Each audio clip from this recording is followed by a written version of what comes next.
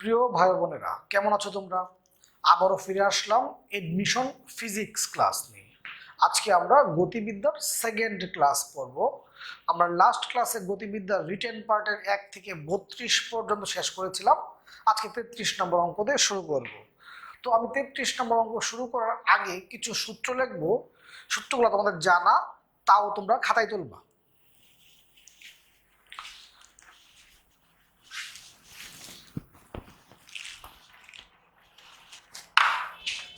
সবাই খাতায় লেখো, ভি ইকুয়াল ওমেগা আর। এটা হলো রৈখিক বেগ আর কৌণিক বেগের মধ্যে সম্পর্ক। রৈখিক বেগ এবং কৌণিক বেগের মধ্যে সম্পর্ক। এখানে এই ভিটা হলো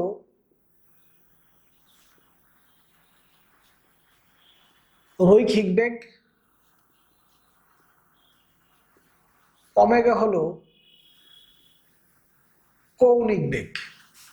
রৈখিক বেগের একক হলো মিটার পার সেকেন্ড আর কৌণিক বেগের একক হলো রেডিয়ান পার সেকেন্ড।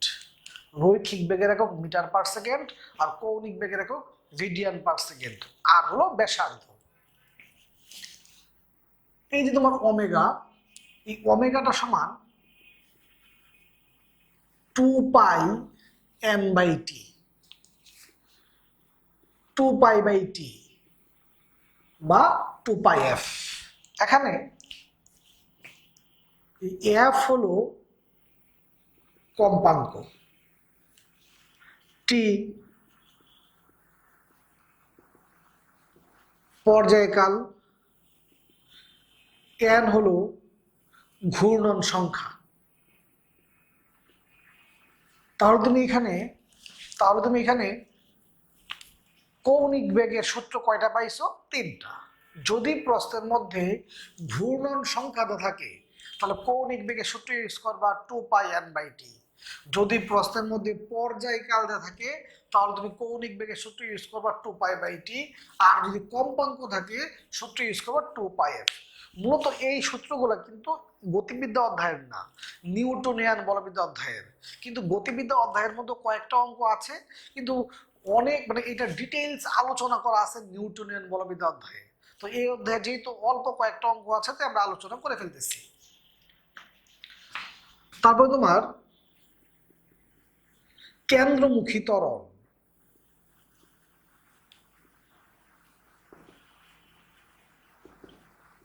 কেন্দ্রমুখী ত্বরণ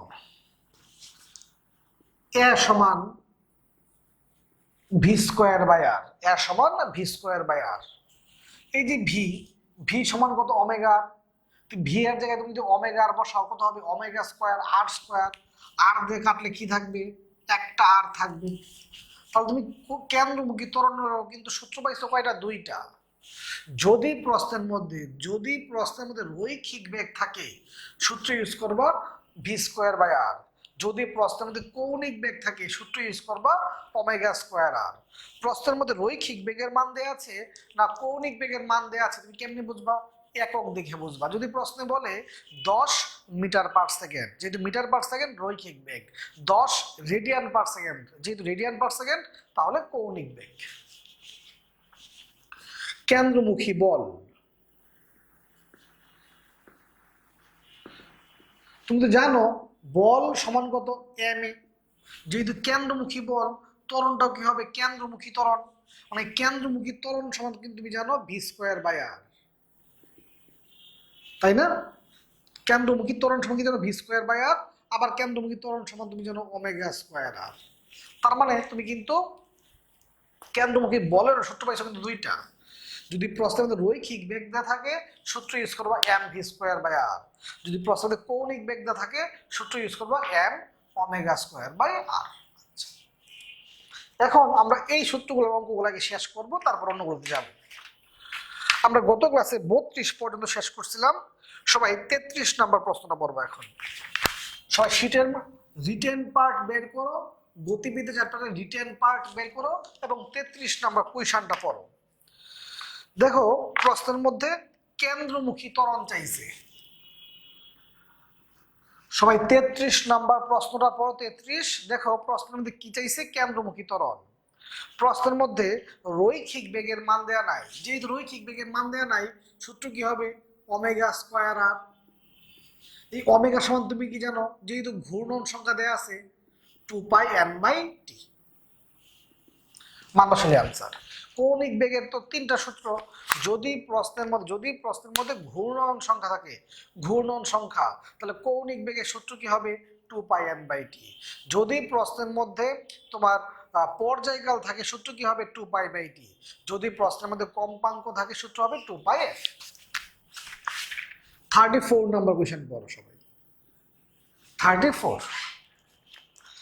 34 নাম্বার কোয়েশ্চেনটা তুমি যদি পড়ো, দেখো ভর দেয়া আছে, সুতার দৈর্ঘ্য। বাচ্চারা এই যে সুতার দৈর্ঘ্য মানে কিন্তু ব্যাসার্ধের মান দেয়া আছে 40 সেন্টিমিটার, আমি মিটার নিলাম। বাচ্চারা খেয়াল করো, এই যে একটা সুতার এক প্রান্তে একটা বল, অপর প্রান্তে তোমার আঙুল, তুমি যদি ঘোরাও তখন কি এটা কি বৃত্তাকার হয়ে যায় না? তোমরা খেয়াল করো তো, এই যে সুতার দৈর্ঘ্যটা, এই সুতার দৈর্ঘ্যটা কি ব্যাসার্ধ। আচ্ছা, কেন্দ্রমুখী ত্বরণ বের করতে বলছে। 34 নাম্বার কেন্দ্রমুখী ত্বরণ বের করতে বলছে। বাচ্চারা দেখো প্রশ্নের মধ্যে রৈখিক বেগ দেওয়া আছে, রৈখিক বেগ থাকলে কেন্দ্রমুখী ত্বরণের সূত্র কি হবে v²/r। রৈখিক বেগ থাকলে সূত্র কি হবে v²/r। 35 number question. 35 number question তুমি যদি পড়ো, দেখো বলছে একটি ঘড়ির মিনিটের কাটার কৌণিক বেগ কত, তাই না? তাহলে কৌণিক বেগ চাইছে। এই অঙ্কটা কিন্তু মেডিকেল পরীক্ষায় আসে। ঘড়ির মিনিটের কাটা, বাচ্চারা মিনিটের কাটার পর্যায়কাল কত, 60 মিনিট। মিনিটের কাটার পর্যায়কাল কত, 60 মিনিট। বাচ্চারা খেয়াল করো যে মিনিটের কাটার, সেকেন্ডের কাটার পর্যায়কাল কত, 60 সেকেন্ড। মিনিটের কাটার পর্যায়কাল কত, 60 মিনিট। আর ঘন্টার কাটার পর্যায়কাল কত, 12 আওয়ার। দাদা বঙ্গর এই যে একটা ঘড়ির কাটা, যদি এটা সেকেন্ডের কাটা হয় 60 সেকেন্ড পর্যায়কাল, যদি মিনিটের কাটা হয় 60 মিনিট, যদি ঘন্টার কাটা হয় 12 আওয়ার। 12 আওয়ার। আচ্ছা, যেহেতু মিনিটের কাটা বলছে এত সেকেন্ড।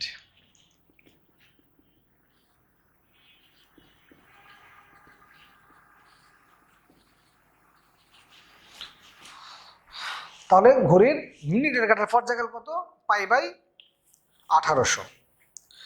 36 নাম্বার প্রশ্ন, 36 নাম্বার সবাই 36 নাম্বার প্রশ্নটা একটু পড়ো, সিটের মধ্যে প্রশ্নটা পড়ো।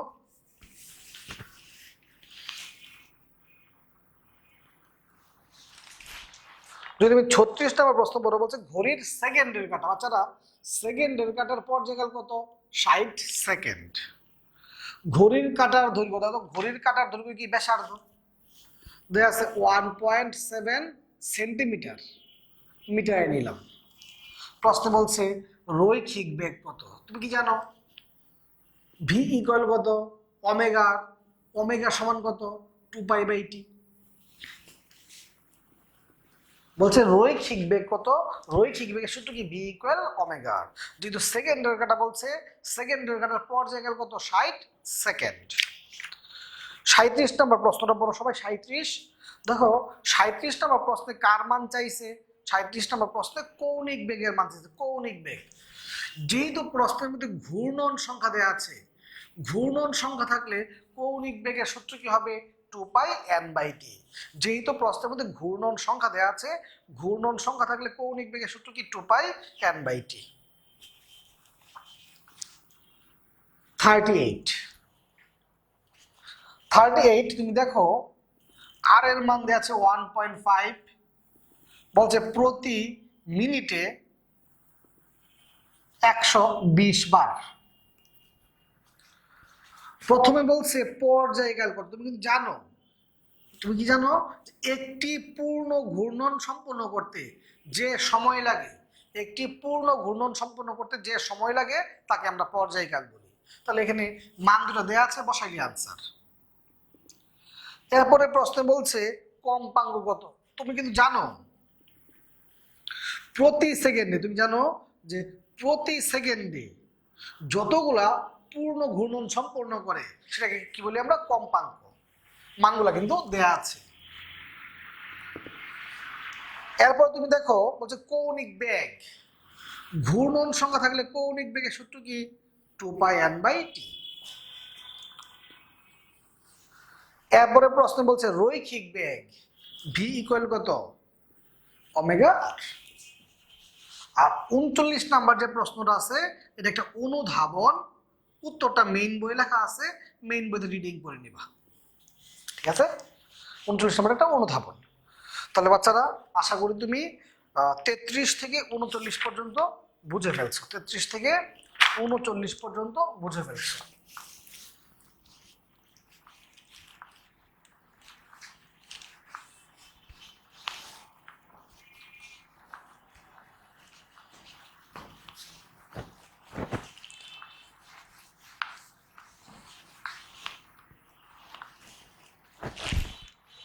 এখন আমরা প্রাস নিয়ে আলোচনা করব। প্রাস, খেয়াল করো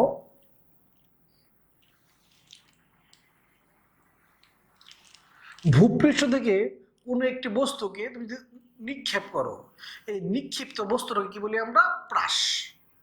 ধরলা তুমি ইউ বেগে নিক্ষেপ করছো থিটা কোণে, ইউ বেগে নিক্ষেপ করছো থিটা কোণে। বাচ্চারা যেহেতু কোণ, তার মানে এই ব্যাগটার উপাংশ হবে, অনুভূমিক দিকে একটা ব্যাগ হবে, আর লম্ব দিকে কি একটা কি হবে? ব্যাগ হবে। তাহলে এই ব্যাগটার অনুভূমিক দিকে উপাংশ কত হবে? U cos theta. এই ব্যাগটার লম্ব দিকে উপাংশ কি হবে?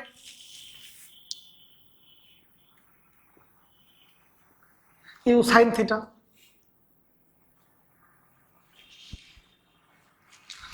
যেহেতু এখানে কোণ আছে, তুমি জানো ভেক্টর বিভাজনের ক্ষেত্রে, তুমি জানো যে ভেক্টর বিভাজনের ক্ষেত্রে অনুভূমিক দিক উপাংশ কি হয়? কস, আর লম্ব দিক উপাংশ কি হয়? সাইন। তাহলে এই যে ব্যাগটা যেহেতু কোণ আছে, উপাংশ হবে, এই ব্যাগটার অনুভূমিক দিক উপাংশ কি হবে? ইউ কস থিটা, আর লম্ব দিক উপাংশ কি হবে? U sine theta. তুমি কিন্তু এটাও জানো যে যেহেতু বস্তুটা তুমি উপরে নিক্ষেপ করছো, যেহেতু তুমি উপরে নিক্ষেপ করছো, তাহলে তার উলম্ব ত্বরণ আছে, আর উলম্ব ত্বরণটা কত হবে? মাইনাস জি। উপরে নিক্ষেপ করলে কি হয়? মাইনাস জি, আর নিচে নিক্ষেপ করলে কি হয়? প্লাস জি। আর সেই ক্ষেত্রে ভূমিতে অনুভূমিক দিকে ত্বরণটা কত হয়? 0। কি বললাম? কোন বস্তু তুমি যদি উপর থেকে নিচে মারো কত হয়? প্লাস জি। কোন বস্তু যদি নিচ থেকে উপরে মারো কত হয়? মাইনাস জি। তখন অনুভূমিক দিকে যে ত্বরণটা হয় সেটা কি হয়? 0। তখন আমরা কি লিখি? জি লিখি। কি লিখি? জি। তাহলে আমরা যেহেতু বস্তুটা উপরে নিক্ষেপ করছি, সেটা উলম্ব দিকে ত্বরণ কত হবে? মাইনাস জি, আর অনুভূমিক দিকে ত্বরণ কত? 0। ফাইন। এখন তুমি কিন্তু জানো S equal UT plus half A T square, এটা শুধু তুমি জানো, এই কারণে লিখলাম। এখন তুমি খেয়াল করবো, মানে এই সূত্র থেকে আমরা আসবো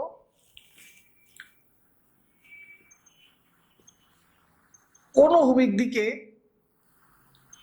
সরণ। বাচ্চারা এর অনুভূমিক দিকে সরণটা কত? এক্স। এই এসটা তো ছিল, এই এসটা কি ছিল? সরণ। এই এস কি ছিল? সরণ। তাহলে আমি লিখছি অনুভূমিক দিকে, তাই আমরা এস লিখবো না, কি লিখবো? এক্স। খেয়াল করো অনুভূমিক দিকে সরণটা কি? এক্স, তাই আমরা এস না লিখে কি লিখছি? এক্স। অনুভূমিক দিকে এই ব্যাগটার উপাংশ কি? U cos theta.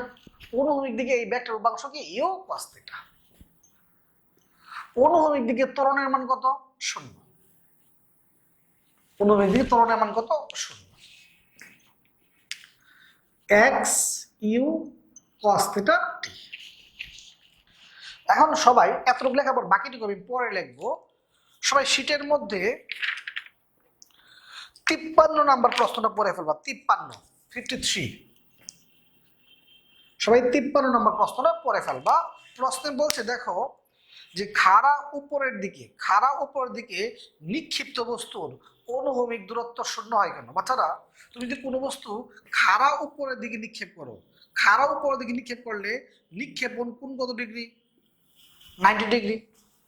তাহলে যদি 90 ডিগ্রি হয়, cos 90 ডিগ্রি মান কত? 0। cos 90 ডিগ্রি মান কত? 0। তার মানে খাড়া উপরের দিকে নিক্ষিপ্ত বস্তুর বেগের উপাংশ কত হয় 0। খাড়া উপরের দিকে নিক্ষিপ্ত বস্তুর বেগের উপাংশ কত হয় 0। আর বেগের উপাংশ 0 হয় এই সরণটাও কি হয়, দূরত্বটাও কি হয় 0। তাহলে আমরা কি বললাম, খাড়া উপরের দিক 53 নম্বর প্রশ্নের উত্তরটা কিরকম হবে, এটা কিন্তু অবজেক্টিভও আসতে পারে। হ্যাঁ, খাড়া উপরের দিকে নিক্ষিপ্ত বস্তুর অনুভূমিক সরণ কত বা অনুভূমিক দূরত্ব কত 0।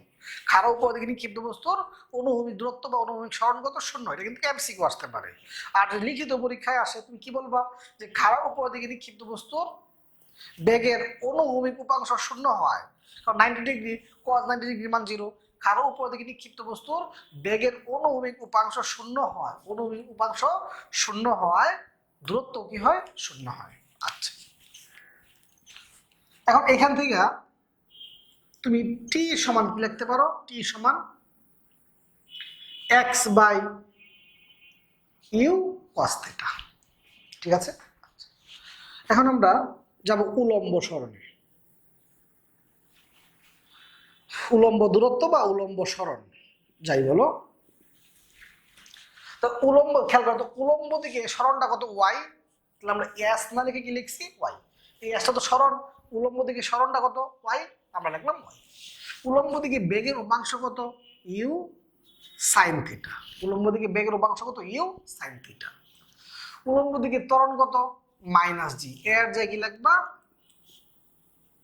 মাইনাস জি, এর জায়গায় কি লিখবা মাইনাস জি। আচ্ছা, তাহলে উলম্ব দিকে বেগের উপাংশ কত ইউ সাইন থিটা, টি লিখলাম, এর জায়গায় লিখলাম মাইনাস জি। এখন ইউ সাইন থিটা, এই যে টি, টি সমান তুমি কত পাইছো, টি সমান পাইছো X by U cos theta. এই যে তোমার টি, টি সমান তুমি কি পাইছো X by U cos theta. তো ইউ এবং ইউ কাটা, ইউ এবং ইউ কাটা, সাইন বাই কস কত 10। এখানে কত হয়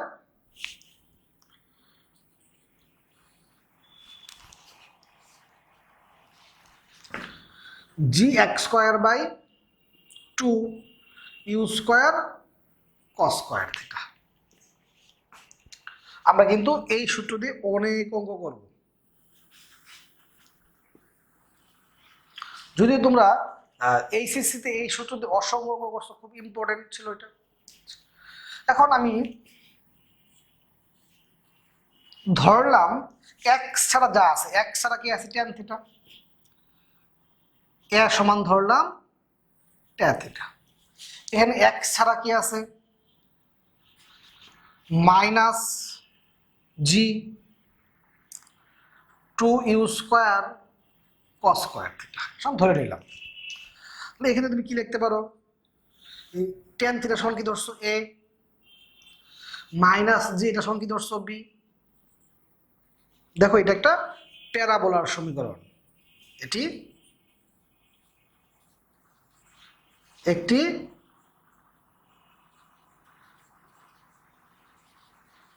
প্যারাবোলার সমীকরণ। এক্স বা ওয়াই, এক্স বা ওয়াই যে কোনো একটির সাথে যদি বর্গ থাকে, এক্স বা ওয়াই যে কোনো একটির সাথে বর্গ থাকে, সেটা কি হয় প্যারাবোলার সমীকরণ। আচ্ছা, এতটুকু তুমি দেখলা। এখন এই যে আমি এতক্ষণ আলোচনা করলাম, এই আলোচনাগুলো থেকে কিভাবে অঙ্ক আসতে পারে, এই আলোচনাগুলো থেকে কিভাবে অঙ্ক আসতে পারে একটা অঙ্ক দেখে ফেলি। সবাই 52 নম্বর কোশ্চেনটা পড়বা, 52 নম্বর 51, 51 নম্বর প্রশ্নটা পড়ো, 51 নম্বর প্রশ্নটা পড়ো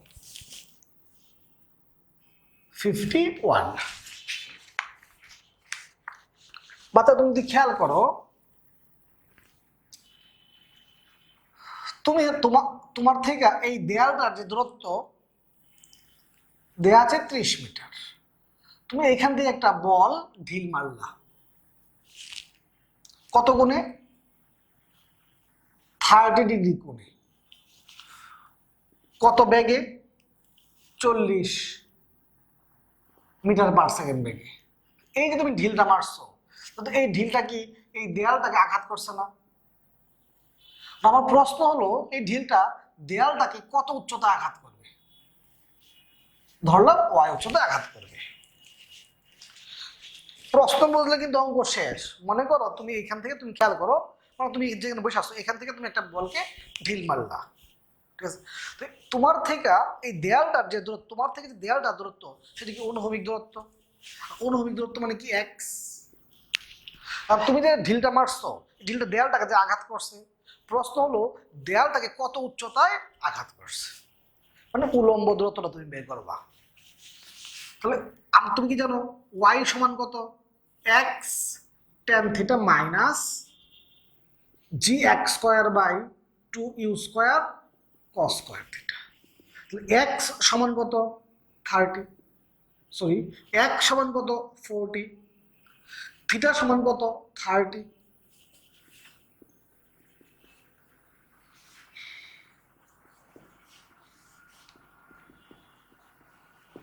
এই ক্যালকুলেশন থেকে ভয় পাও না। পরীক্ষা যদি আসে অপশনগুলো এমন ভাবেই থাকবে বা মানগুলো এমন ভাবেই থাকবে, তোমার ক্যালকুলেটর লাগবে না। তোমার কাজ হলো প্রশ্নটা বুঝে সূত্রটা বুঝছো কিনা, যেটা এইভাবে করতে হবে। প্রশ্ন দেখে এই চিত্রটা বুঝছো কিনা, বা এই এই সূত্র দিয়ে অঙ্কটা করতে হবে এটা তুমি বুঝছো কিনা। তাহলে এই চিত্র থেকে এবার পরীক্ষা অঙ্ক আসতে পারে। আমরা এখন আরেকটা আলোচনা করব।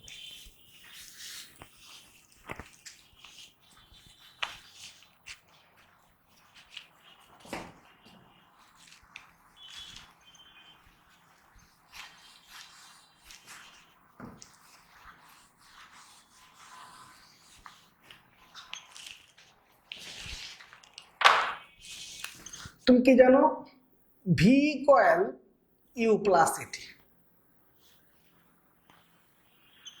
তুমি কি জানো ভি ইকুয়াল কত? ইউ প্লাস এটি, তাই না?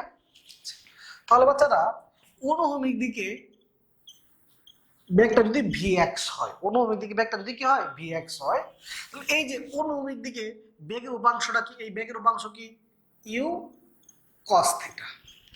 অনুভূমিক দিকে বেগের উপাংশ কি? U cos theta. অনুভূমিক দিকে ত্বরণ কত? শূন্য। ত্বরণ শূন্য, গুণ দিলে কি হয়ে যাবে? শূন্য। আবার উলম্ব দিকে, উলম্ব দিকে এই বেগটার দিকে হয় ভি ওয়াই হয়, উলম্ব দিকে বেগের উপাংশ কত? ইউ সাইন থিটা, তাই না? উলম্ব দিকে ত্বরণ কত? উলম্ব দিকে ত্বরণ কত? মাইনাস জি। তাহলে এদের লব্ধি বেগটা কত হচ্ছে? তুমি তো জানো যে আর স্কোয়ার সমান কত? আর সমান ভেক্টর অধ্যায়ে পড়ছো, আর সমান কত? Root over p square plus q square plus 2pq cos alpha.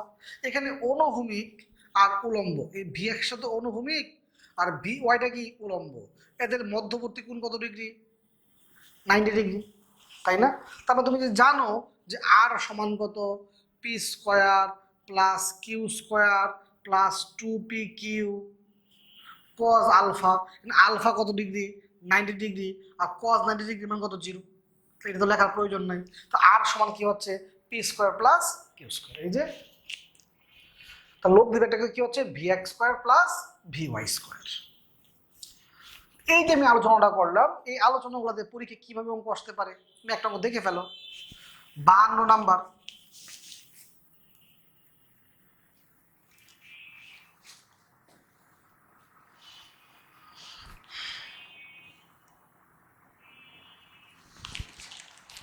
52 number, প্রশ্নটা পড়ো। একটি ফুটবলকে ভূমির সাথে 30 ডিগ্রি কোণে, ভূমির সাথে 30 ডিগ্রি কোণে 40 বেগে কিক করা হলো। 2 সেকেন্ড পরে ফুটবলটির বেগের মান কত হবে নির্ণয় করো। ধরলাম 2 সেকেন্ড পরে ফুটবলটা এই জায়গায় আছে, তাহলে ফুটবলটার অনুভূমিক দিকে বেগ কত? V x. লম্ব দিকে বেগ কত? V Y. ফুটবলটার লব্ধি বেগটা কত? ভি। এবং এই ফুটবলটা অনুভূমিকের সাথে কত কোণে আছে? অনুভূমিকের সাথে কত কোণে আছে? 30 ডিগ্রি কোণে আছে। তাহলে এই লব্ধি বেগটা সমান তুমি মাত্র কি পাইছো? V x square plus v y square. আবার তুমি ভি এক্স সমান কি পাইছো? U cos theta. V y সমান তুমি কি পাইছো u sine theta minus gt. এখন তুমি দেখো প্রশ্নের মধ্যে সবগুলা মান দেয়া আছে, মানগুলো বসালে কি হয়ে যাবে আনসার।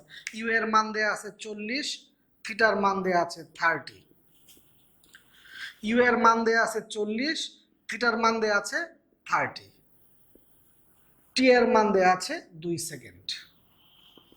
টি এর মান দেয়া আছে কয় second? 2 second.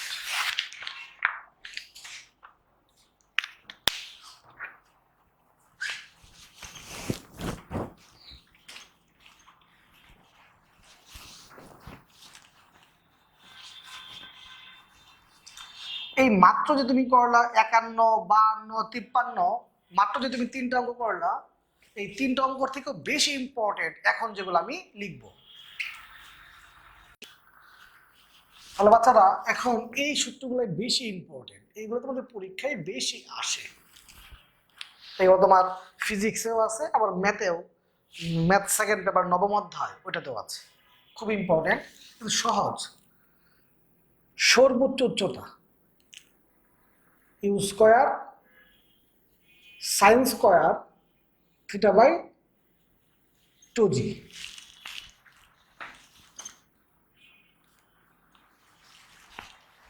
বিচরণকাল 2u sine theta by G. সর্বোচ্চ উচ্চতা, বিচরণকাল। যদি প্রশ্নে বলে কখন ফিরে আসবে বা কতক্ষণ শূন্যে থাকবে, কখন ফিরে আসবে বা কতক্ষণ শূন্যে থাকবে বলতে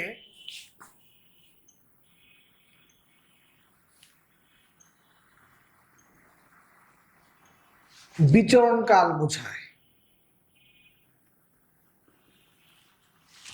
কখন ফিরে আসবে বা কতক্ষণ শূন্যে থাকবে বলতে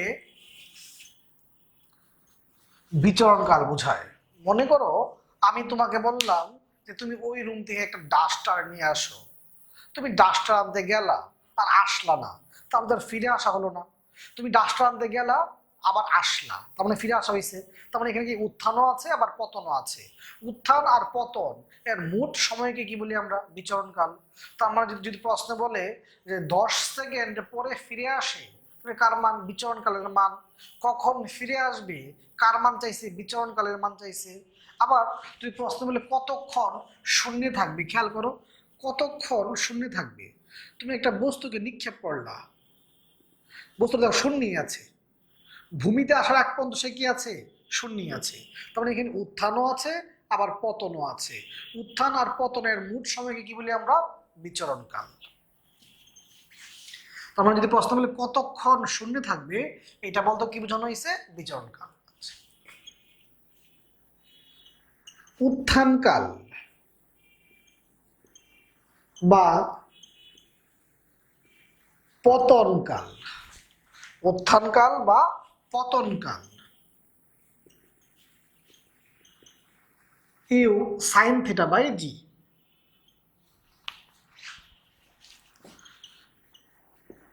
অনুভূমিক পাল্লা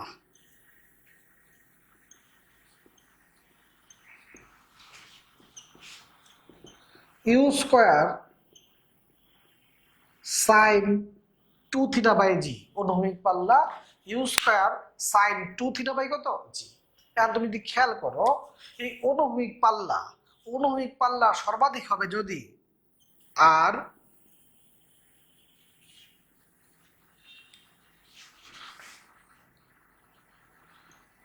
আর সর্বাধিক হবে যদি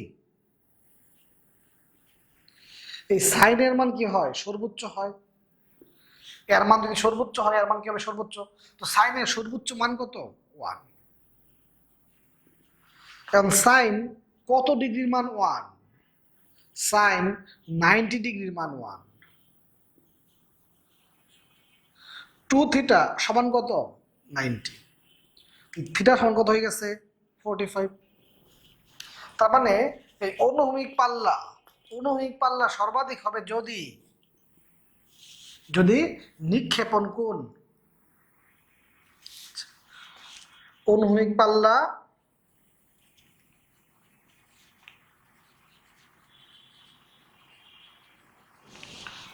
সর্বাধিক হবে যদি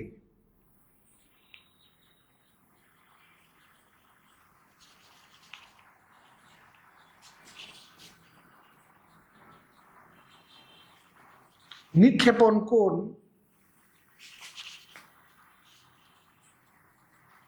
45 ডিগ্রি হয়, তখন এই সর্বাধিক অনুভূমিক পাল্লার সূত্রটা কি হবে? ইউ স্কোয়ার বাই জি। তখন সর্বাধিক অনুভূমিক পাল্লার সূত্রটা কি হবে? ইউ স্কোয়ার বাই কত? জি। আচ্ছা, তাহলে অনুভূমিক পাল্লা সর্বাধিক হবে যদি নিক্ষেপণ কোণ 45 ডিগ্রি হয়। আরেকটা কথা, আরেকটা লিখে ফেলো,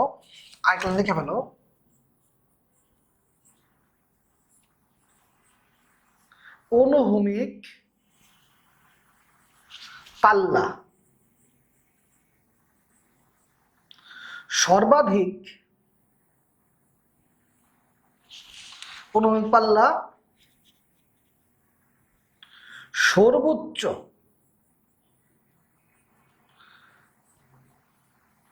উচ্চতার সমান হলে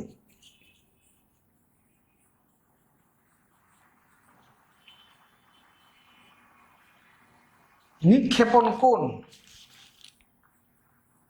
76 ডিগ্রি হবে।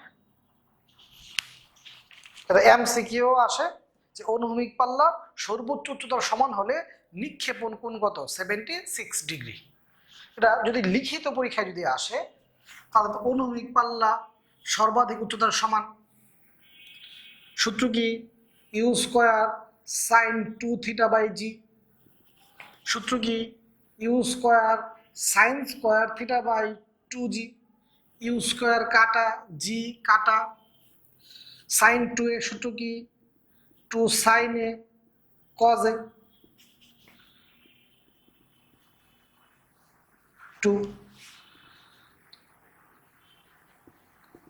সাইন দিয়ে যদি কাটো একটা সাইন থাকবে, আর 2 দুগুণে 4। টেন থিটা সমান কত? 4। থিটা সমান কত?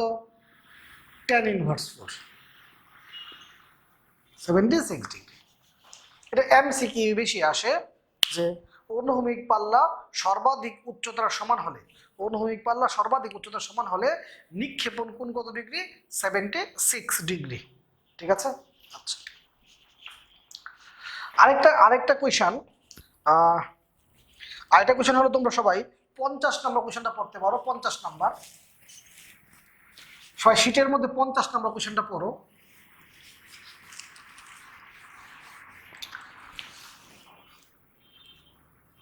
শীটের মধ্যে 50 নম্বর কোয়েশনটা যদি পড়ো, প্রশ্নগুলো বলছে যে দেখাও যে প্রক্ষেপণ সীমা সর্বাধিক হলে সর্বোচ্চ উচ্চতার মান। আচ্ছা,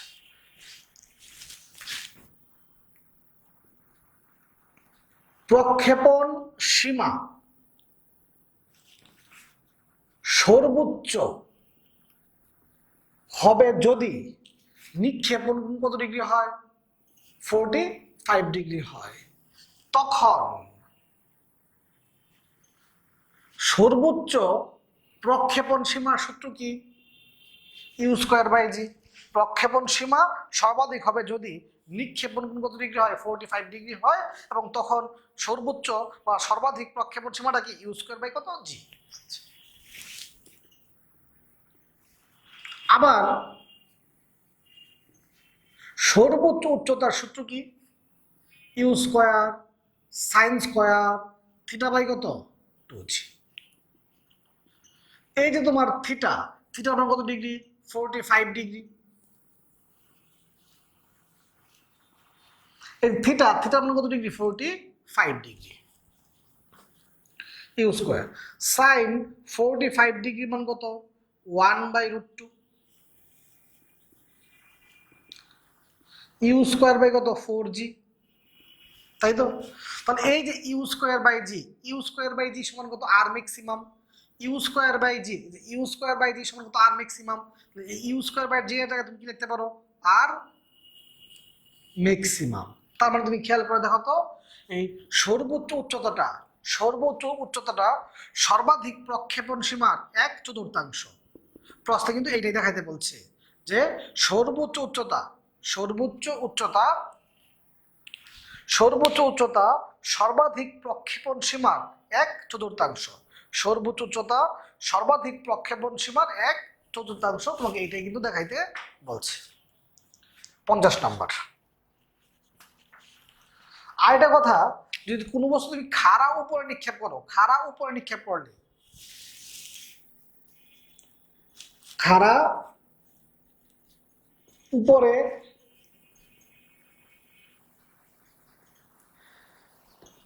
নিক্ষেপ করলে থিটা কত ডিগ্রি? 90 ডিগ্রি। সাইন 90 ডিগ্রি মান 1। সূত্র কি হবে? ইউ স্কোয়ার বাই 2জি। সূত্র কি হবে? 2u বাই জি। এখানে সূত্র কি হবে? ইউ বাই জি। খাড়া উপরে নিক্ষেপ করলে সর্বোচ্চ উচ্চতা সূত্র কি হবে? তখন কি সাইন 90 ডিগ্রি মান 1, সাইন 90 ডিগ্রি মান 1, সাইন 90 ডিগ্রি মান কত? 1। কত শুনতে পাইছো? খাড়া উপরে নিক্ষেপ করলে। মনে করো প্রশ্নের মধ্যে কোণের মান দেয়া নাই, কোণের মান দেয়া না থাকলে এই সূত্র ব্যবহার করবা, বা কোণের মান দেয়া থাকলে এই সূত্র ব্যবহার করবা। কোণের মান দেয়া থাকলে এইগুলো দিয়ে করবা, আর দেয়া না থাকলে এগুলো দিয়ে করবা। এখন আমরা এই সূত্রগুলো দিয়ে অঙ্কগুলো করব। এগুলো কিন্তু খুব ইম্পর্টেন্ট, এগুলো কিন্তু পরীক্ষায় থাকে। ফিজিক্স অথবা ম্যাথ যে কোনো এক জায়গায় এই হোয়াইট বোর্ডে যে আলোচনাগুলো করছি এখান থেকে যে কোনো একটা কোয়েশ্চন থাকে, ফিজিক্স অথবা ম্যাথ। ম্যাথের কিন্তু ম্যাথ সেকেন্ড পেপারের নবম অধ্যায় ওইটাও কিন্তু গতিবিদ্যা। ম্যাথ সেকেন্ড পেপারের নবম অধ্যায় ওইটাও কিন্তু গতিবিদ্যা।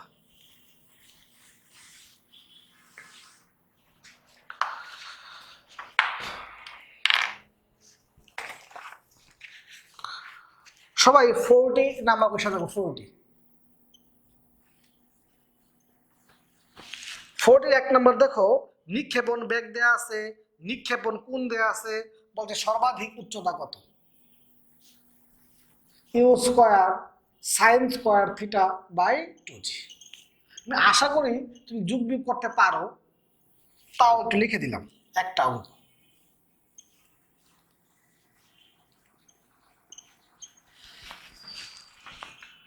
2 নাম্বার, উত্থান ও পতনের মোট সময় 2u sine theta by g. 3 number, অনুভূমিক পাল্লা।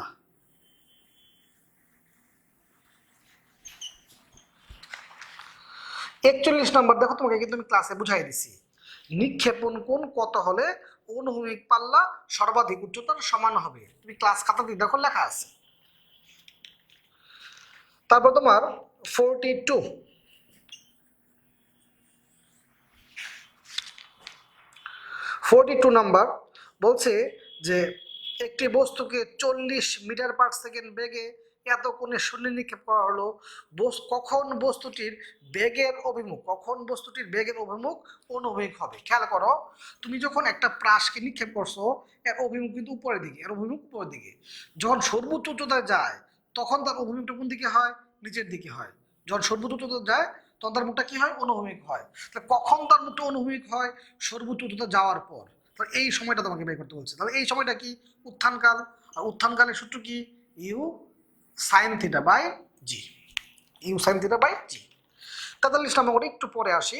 দেখো তুমি 44 নাম্বার কোয়েশনটা কিন্তু পারো। 44 নাম্বার কোয়েশনটা তুমি কিন্তু পারো। এখন 43 নাম্বার অঙ্কটা, এই সূত্রটা তোমাদের আমি একটু আগে লিখে দিই নাই, লিখে ফেলো কষ্ট করে। হ্যাঁ, অনুভূমিক পাল্লা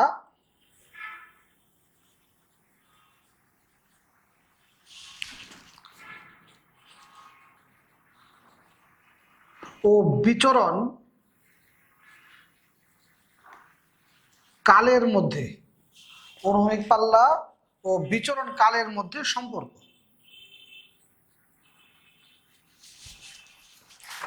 অনুভূমিক পাল্লা ও বিচরণ কালের মধ্যে সম্পর্ক, এই সূত্রটা আমি আগে লিখে দিই নাই, এখন তুলে ফেলো। অনুভূমিক পাল্লা ও বিচরণ কালের মধ্যে সম্পর্ক tan theta equal t²g/2r।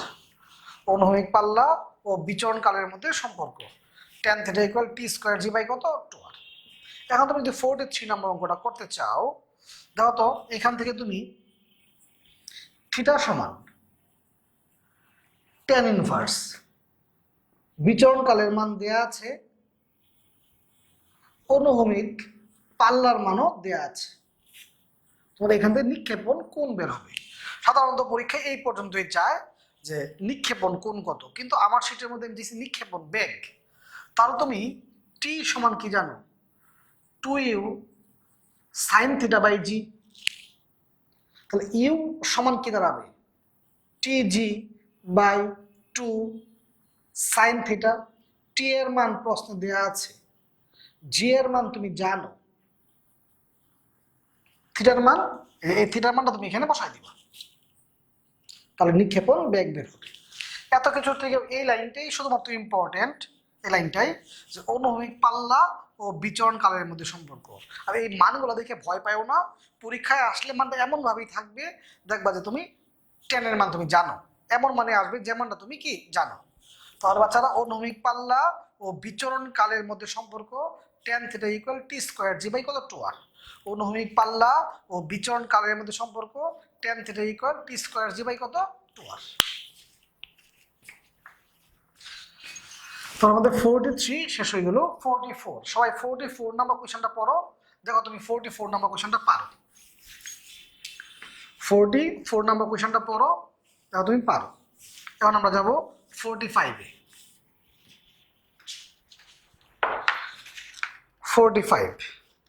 45 number কোয়েশ্চেনটা তুমি কিন্তু পারো। বলছে পাল্লা কত? u² sin 2θ/g।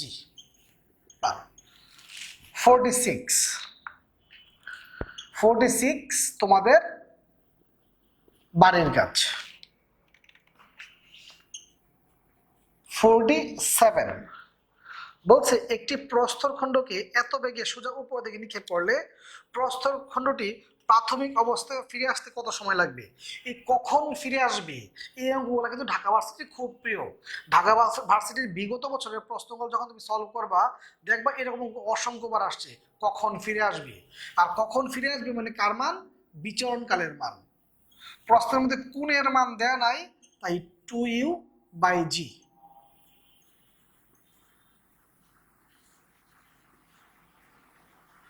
প্রশ্নে কোণের মান দেয়া নাই, তাই 2u/ কত হবে? g।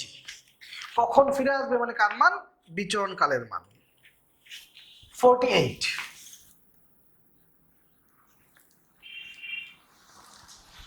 48 নাম্বার কোয়েশ্চেন দেখো।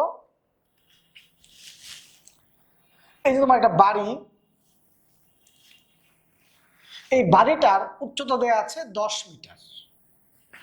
তুমি এখান থেকে একটা বল নিক্ষেপ করলা, বলটা সর্বোচ্চ উচ্চতা কত? u² কত? 2g। তাহলে ভূমি থেকে এই পর্যন্ত উচ্চতা কত? ভূমি থেকে এই পর্যন্ত উচ্চতা, ভূমি হতে উচ্চতা কত? 10 প্লাস u²/2g। বাচ্চারা এতটুকু উচ্চতা কত? 10। এখান থেকে সর্বোচ্চ উচ্চতা কত? u²/2g। তাহলে ভূমি থেকে এই পর্যন্ত, ভূমি থেকে এই পর্যন্ত উচ্চতা কত হয়ে গেছে? 10 প্লাস u²/2g।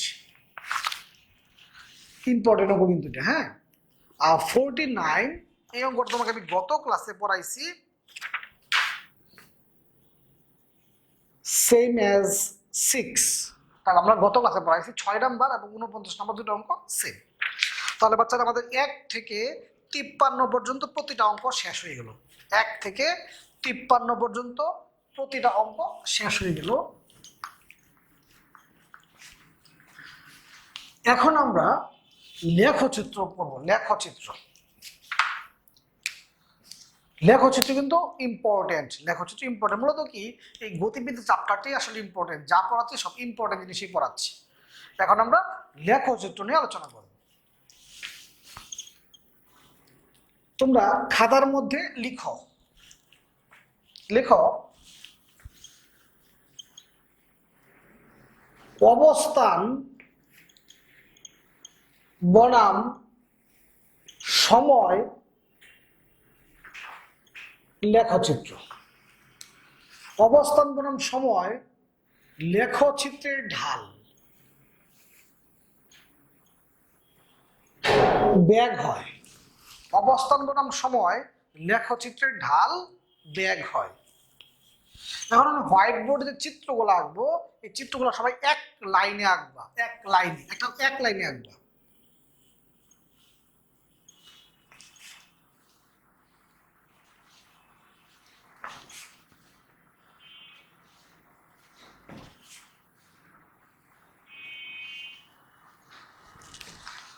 অবস্থান বনাম সময়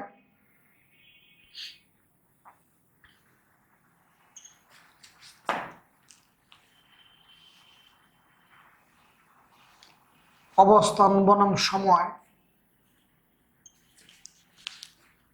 অবস্থান বনাম সময় এক লাইনে আঁকবা। হ্যাঁ, অবস্থান বনাম সময় লেখচিত্রের ঢাল কি হয়? ব্যাগ। তার মানে তুমি অবস্থান বনাম সময় লেখচিত্র থেকে যাই পাবা সেটা কি পাবা? ব্যাগ পাবা। এখন প্রশ্ন হলো সেই ব্যাগটা কোন ব্যাগ? শূন্য ব্যাগ নাকি সমবেগ নাকি অসমবেগ? খেয়াল করে দেখো, এই যে চিত্রটা আঁকলাম, এই চিত্রের মধ্যে খেয়াল করে দেখো, এই যে অবস্থান বনাম সময় লেখচিত্র ঢাল যাইবো ব্যাগ পাবো। কারণ প্রশ্নটা কোন ব্যাগ? দেখো তো এখানে সময়ের মানের পরিবর্তন হচ্ছে কিন্তু অবস্থানে কিন্তু কোনো পরিবর্তন হচ্ছে না। যদি উপরে যাইতো বাড়তো, নিচে যাইতো কমতো, কিন্তু এই যে চিত্রটা এটা কিন্তু উপরেও যায় নাই নিচেও যায় নাই। তার মানে সময়ের সাথে সাথে অবস্থান পরিবর্তন শূন্য। অবস্থান পরিবর্তন শূন্য হওয়ায় এখানে বেগটা কি হবে? শূন্য বেগ। এখানে অবস্থান পরিবর্তন কত? শূন্য। মানে এটা তো বাড়েও নাই আবার কমেও নাই, অবস্থান পরিবর্তন কত? শূন্য। অবস্থান পরিবর্তন শূন্য হওয়ায় এখানে বেগটা কি হবে? শূন্য বেগ।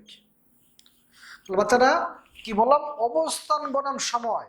অবস্থান বনাম সময় লেখচিত্র থেকে তুমি যাই পাবা সেটা বেগ পাবা। সেটা কোন বেগ? যেহেতু এখানে অবস্থান পরিবর্তন শূন্য, এই কারণে শূন্য বেগ। আরেকটা কথা, সহজ কথা, অবস্থান বনাম সময় লেখচিত্রের ক্ষেত্রে সরল রেখা মানে সমবেগ আর বক্ররেখা মানে অসমবেগ। তাহলে সরল রেখা সমবেগ, সরল রেখা সমবেগ, বক্ররেখা অসমবেগ। তাহলে কি বললাম? অবস্থান বনাম সময়। অবস্থান বনাম সময় লেখচিত্রের ক্ষেত্রে যাই পাবা সেটা কি পাবা? বেগ পাবা। এটা সরল রেখা কিন্তু এটার অবস্থান পরিবর্তন কি? শূন্য হওয়ায় শূন্য বেগ। সরল রেখা মানে সমবেগ, সরল রেখা মানে সমবেগ, বক্ররেখা মানে কি? অসমবেগ।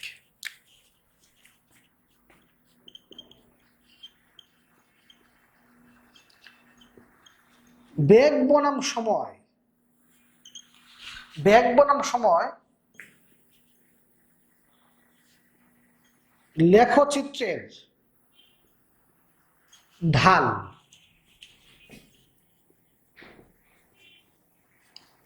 ত্বরণ হয়। বেগ বনাম সময় লেখচিত্রের ঢাল ত্বরণ হয়।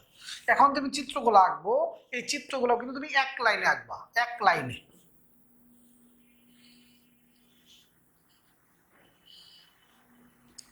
বেগ বনাম সময়।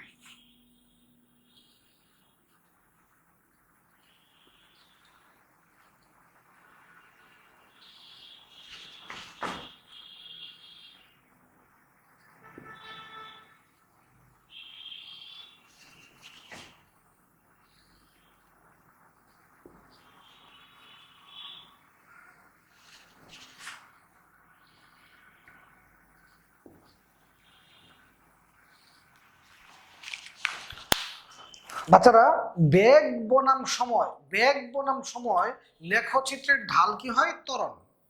বেগ বনাম সময় লেখচিত্রের ঢাল কি হয়? ত্বরণ। তার মানে বেগ বনাম সময় লেখচিত্র থেকে তুমি যাই পাবা সেটা কি পাবা? ত্বরণ পাবা। সেটা হলো কোন ত্বরণ? যেহেতু এখানে সময়ের মানের পরিবর্তন হচ্ছে কিন্তু বেগের মানে কিন্তু পরিবর্তন হয় নাই। উপরে উঠে বেগের মান বাড়বে, নিচে নামলে বেগের মান কমবে। এই যে এই চিত্রটা, এটা কিন্তু উপরে উঠে নাই আবার নিচেও নামে নাই। তার মানে বেগের পরিবর্তন কত? শূন্য। বেগের পরিবর্তন শূন্য। যেহেতু বেগের পরিবর্তন শূন্য, এই কারণে এটা কি হবে?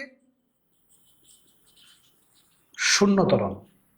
আর যখন শূন্য ত্বরণ, ত্বরণ কখন শূন্য হয়? যখন সমবেগে চলে। ত্বরণ কখন শূন্য হয়? যখন সমবেগে চলে। তাহলে বাচ্চারা এখানে বেগের পরিবর্তন শূন্য, তার মানে এটা কোন বেগে চলতেছে?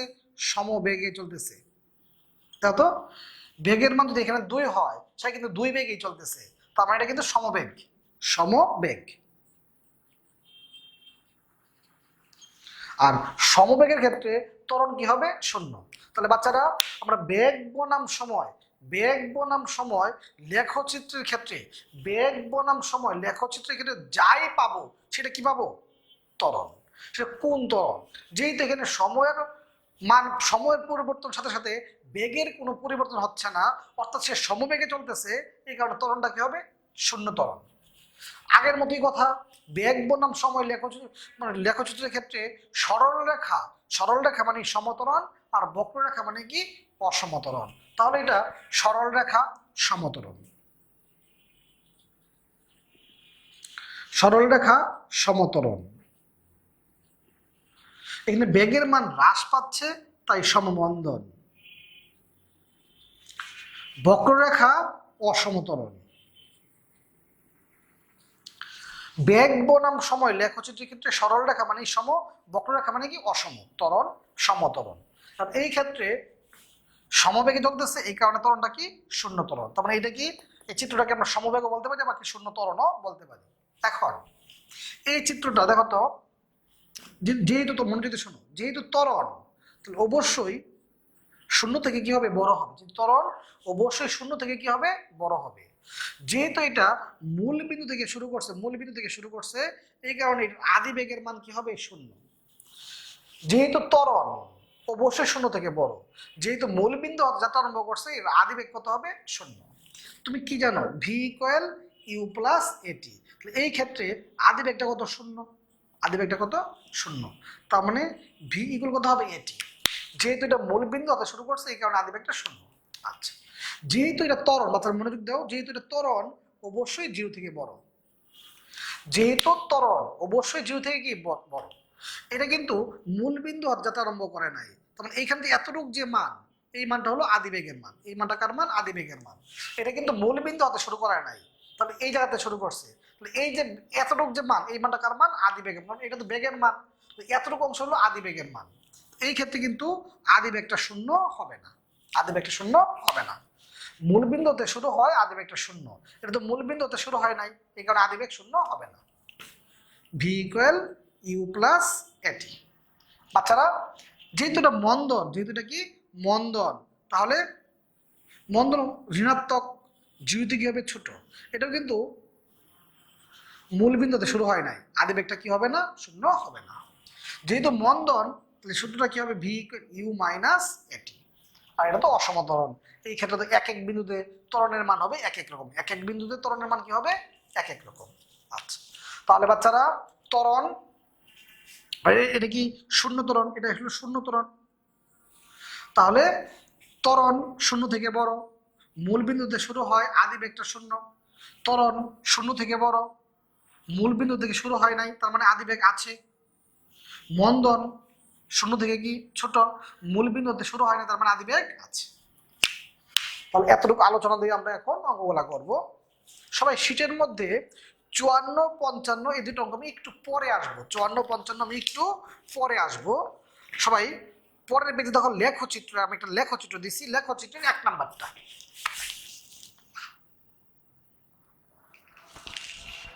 লেখচিত্রের 1 নাম্বারটা। বাচ্চা তুমি লেখচিত্রের 1 নাম্বার অঙ্কটা দেখো, সবাই একটা কথা মনে রাখবা, এই লেখচিত্রগুলো করার ক্ষেত্রে, লেখচিত্রগুলো করার ক্ষেত্রে তুমি প্রথম খেয়াল করবা এটা কি বেগ বনাম সময় নাকি সরণ বনাম সময়, বেগ বনাম সময় নাকি সরণ বনাম সময়। তাহলে 1 নাম্বার যে এমসিকিউটা দেয়া আছে লেখচিত্রের, তুমি যদি খেয়াল করো, এখানে কিন্তু চিত্রের মধ্যে বেগ বনাম সময় বা অবস্থান বনাম সময় দেয় না, চিত্রের মধ্যে কিন্তু দেয় নাই। কিন্তু চিত্রের উপরে যে বাংলা ভাষাটা আছে, প্রশ্নটা আছে, প্রশ্নটা ভালো করে পড়ে দেখো। প্রশ্ন বলছে সরণ বনাম সময়। তোমার চোখের সামনে কিন্তু শীট লাগবে এখন, কারণ আমি বলবো আর তোমাকে শীট দেখতে হবে। এক নাম্বার, এই হোয়াইট বোর্ড আমি এখন মুখে মুখে শেষ করে ফেলবো। এক নাম্বারটা দেখো বলছে স্মরণ বনাম সময়, স্মরণ বনাম সময়। আচ্ছা, কারণ প্রশ্নের মধ্যে বলছে সমবেগ, প্রশ্নের মধ্যে কি বলছে সমবেগ।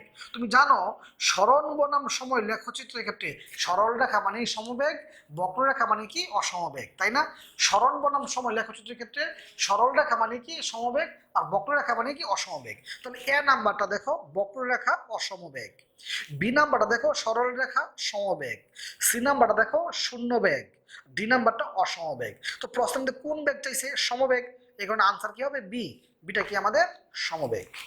দুই নাম্বারটা আমি একটু পরে আসবো, আগে তিন নাম্বার। তুমি তিন নাম্বারটা যদি খেয়াল করো, তিন নাম্বার প্রশ্নের মধ্যে একটা ইকুয়েশন দেওয়া আছে ভি ইকুয়াল ইউ প্লাস এটি, ভি ইকুয়াল ইউ প্লাস এটি। তোমাদের খাতায় কিছু লিখতে হবে না, আমি বলবো আপনি শুধু প্রশ্নটা দেখবো তাহলেই কিন্তু শেষ, খাতায় কিছু লিখতে হবে না, শুধু প্রশ্ন দেখবো তাহলেই শেষ। দেখো তিন নাম্বারটা দেখো ভি ইকুয়াল ইউ প্লাস এটি, তাহলে এটা কি প্লাস, যেহেতু প্লাস তাহলে ত্বরণ, যেহেতু প্লাস তাহলে কি ত্বরণ। তাহলে তুমি খেয়াল করো ই নাম্বার অসমবাদ, ডি নাম্বার অসমবাদ, ই নাম্বার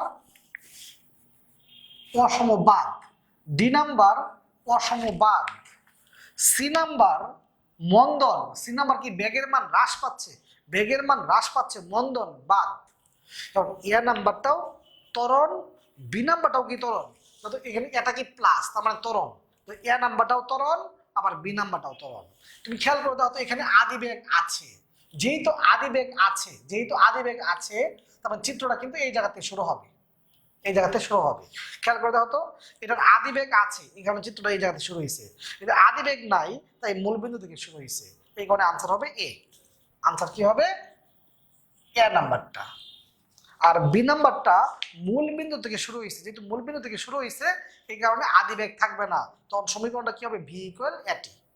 আর যেহেতু ইউ আছে, সমীকরণটার মধ্যে কি ইউ আছে তার মানে আদি বেগ আছে, সমীকরণটা কি ভি ইকুয়াল ইউ প্লাস এটি। চার নাম্বার, চার নাম্বার যদি চার নাম্বার যদি সমীকরণটা দেখো, চার নাম্বার যে প্রশ্নের মধ্যে সমীকরণটা দেওয়া আছে, চার নাম্বার প্রশ্নের মধ্যে যে সমীকরণটা দেওয়া আছে দেখো মন্দন, এটা কি মন্দন, তাহলে এ নাম্বার ত্বরণ বাদ, তো তুমি তো মন্দন তো বুঝছো মন্দন, এ নাম্বার ত্বরণ বাদ, বি নাম্বার শূন্য ত্বরণ বাদ, সি নাম্বার ত্বরণ বাদ, ডি নাম্বারটা কি মন্দন, এই কারণে চার নাম্বার অঙ্কের আনসার কি হবে ডি মন্দন, চার নাম্বারটা ডি মন্দন। পাঁচ নম্বর প্রশ্ন যদি পড়ো, পাঁচ নম্বর অনেক কিছু লেখা কিন্তু দেখো এক জায়গায় বলছে ধ্রুববেগ, এক জায়গায় পাঁচ নম্বর প্রশ্ন ধ্রুববেগ, ধ্রুববেগ মানে কি সমবেগ, ধ্রুববেগ মানে কি সমবেগ। তাহলে যত চিত্রের মধ্যে যে এ নাম্বারটা কি সমবেগ না অসমবেগ বাদ, বি নাম্বারটা অসমবেগ বাদ, সি নাম্বারটা সমবেগ, সি নাম্বারটা সমবেগ। আবার তুমি ডি নাম্বার দেখো, ডি নাম্বার দেখো, ডি নাম্বারটা যদি দেখো প্রথমটুকু সমবেগ আর পরেরটুকু কিন্তু শূন্যবেগ, কিন্তু এই অঙ্কের মধ্যে শুধুমাত্র কিন্তু সমবেগ, শুধুমাত্র সমবেগ, এই কারণে আনসার কি সি। ছয় সাত আট আমি একটু পরে আসবো, ছয় সাত আট একটু পরে আসবো। নয় নাম্বারটা তুমি যদি দেখো, নয় নাম্বার, নয় নাম্বার দেখো একটা চিত্র দেয়া আছে, নয় নাম্বারের মধ্যে একটা চিত্র দেয়া আছে এরকম। তাহলে বাচ্চারা অবস্থান বনাম সময়, অবস্থান বনাম সময় তুমি যাই পাবা কি পাবা বেগ পাবা, অবস্থান বনাম সময় তুমি যাই পাবা কি পাবা বেগ পাবা। যেহেতু বক্ররেখা তাহলে এটা কি হবে অসমবেগ, যেহেতু বক্ররেখা এটা কি হবে অসমবেগ। অবস্থান বনাম সময় লেখচিত্র থেকে আমরা যাই পাবো সেটা কি পাবো বেগ, যেহেতু বক্ররেখা তাই এটা কি হবে অসমবেগ। তুমি যদি 10 নাম্বারটা দেখো, 10 নাম্বার, 10 নাম্বার দেখো এখানে বলছে বেগ ধ্রুবক, বেগ ধ্রুবক কিন্তু শূন্য নয়, বেগ ধ্রুবক কিন্তু শূন্য নয়। তাহলে তুমি খেয়াল করো ডি নাম্বার যে অপশনটা তো অসমবেগ বাদ, তাই না? সি নাম্বারটা শূন্য বেগ বাদ, এটা হচ্ছে বেগ ধ্রুবক, বেগ ধ্রুবক মানে কি সমবেগ, বেগ ধ্রুবক মানে কি সমবেগ। এবং দেখলাম যে এ নাম্বারটাও সমবেগ। এ নাম্বার তো জানো যে অবস্থান বনাম সময় লেখচিত্রের ক্ষেত্রে যাই পাবো বেগ পাবো, সরল রেখা মানে কি সমবেগ, সরল রেখা মানে কি সমবেগ, এটা শূন্য বেগ। তাহলে এ নাম্বারটা তুমি চিত্র খেয়াল করে দেখো তো, এ নাম্বারটা সমবেগ, আবার বি নাম্বারটাও সমবেগ। 10 নম্বর অঙ্কের এ নাম্বারটাও সমবেগ, আবার বি নাম্বারটাও কি সমবেগ। এখন তুমি যদি খেয়াল করে দেখো এ নাম্বারটা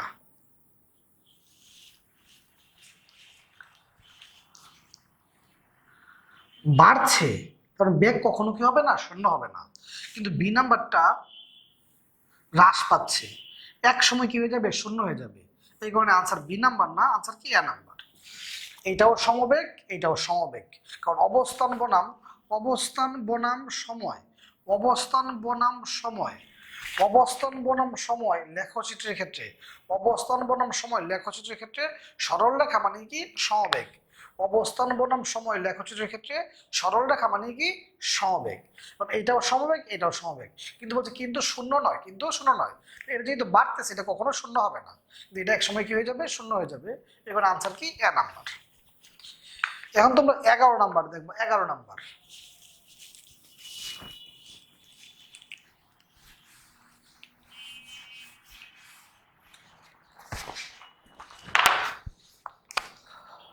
যদি 11 নম্বর কোয়েশ্চেন দেখো,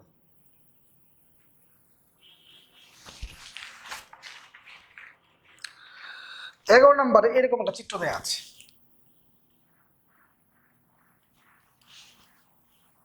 বেগ বনাম সময়। 12 নম্বর একই এরকম একটা চিত্র দেওয়া আছে, শুধু বলছে অবস্থান বনাম সময়। একটা বেগ বনাম সময়, একটা অবস্থান বনাম সময়। তুমি যদি খেয়াল করো বেগ বনাম সময় লেখচিত্রের ক্ষেত্রে তুমি যাই পাবা সেটা কি পাবা, ত্বরণ পাবা, ত্বরণ। তাহলে এটা কি সরল রেখা, এবং বেগের মান বাড়তেছে তাই ত্বরণ। যেহেতু ত্বরণ, মানটা কি হবে, জিরো থেকে বড়। বাচ্চারা বেগ বনাম সময় লেখচিত্রের ক্ষেত্রে তুমি যাই পাবা সেটা কি পাবা, ত্বরণ পাবা। সরল রেখা সমত্বরণ, বেগের মান বাড়তেছে তাই ত্বরণ, বেগের মান যদি কমতো তাহলে কি হইতো, মন্দন। যেহেতু বেগের মান বাড়তেছে তাহলে কি ত্বরণ, আর ত্বরণের ক্ষেত্রে অবশ্যই জিরো থেকে কি হবে, বড় হবে। ত্বরণ জিরো থেকে কি হবে, বড়। ত্বরণ জিরো থেকে কি হবে, বড়। ত্বরণ জিরো থেকে কি হবে, বড়। আর এখানে তুমি দেখো অবস্থান বনাম সময়, অবস্থান বনাম সময় লেখচিত্রে কেটে তুমি যাই পাবা বেগ পাবা। সরল রেখা, সরল রেখা মানে কি সমবেগ। অবস্থান বনাম সময় লেখচিত্র থেকে আমরা যাই পাবো সেটা বেগ পাবো। যদি সরল রেখা তাহলে কি সমবেগ, আর সমবেগের ক্ষেত্রে ত্বরণ কত হয়, শূন্য। সমবেগের ক্ষেত্রে ত্বরণ কত হয়, শূন্য। তাহলে অবস্থান বনাম সময় লেখচিত্র থেকে যাই পাবো বেগ পাবো, যদি সরল রেখা সমবেগ, আর সমবেগের ক্ষেত্রে ত্বরণ কত হয়, শূন্য। শুনতে পেয়েছো কথা?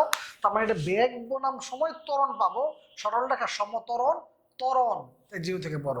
সমবেগ, বেগ যেহেতু সমবেগ, ত্বরণ কি হবে, শূন্য।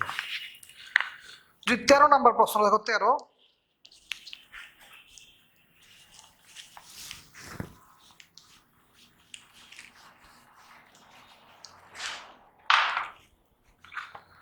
যদি 13 নম্বর প্রশ্ন দেখি আমরা,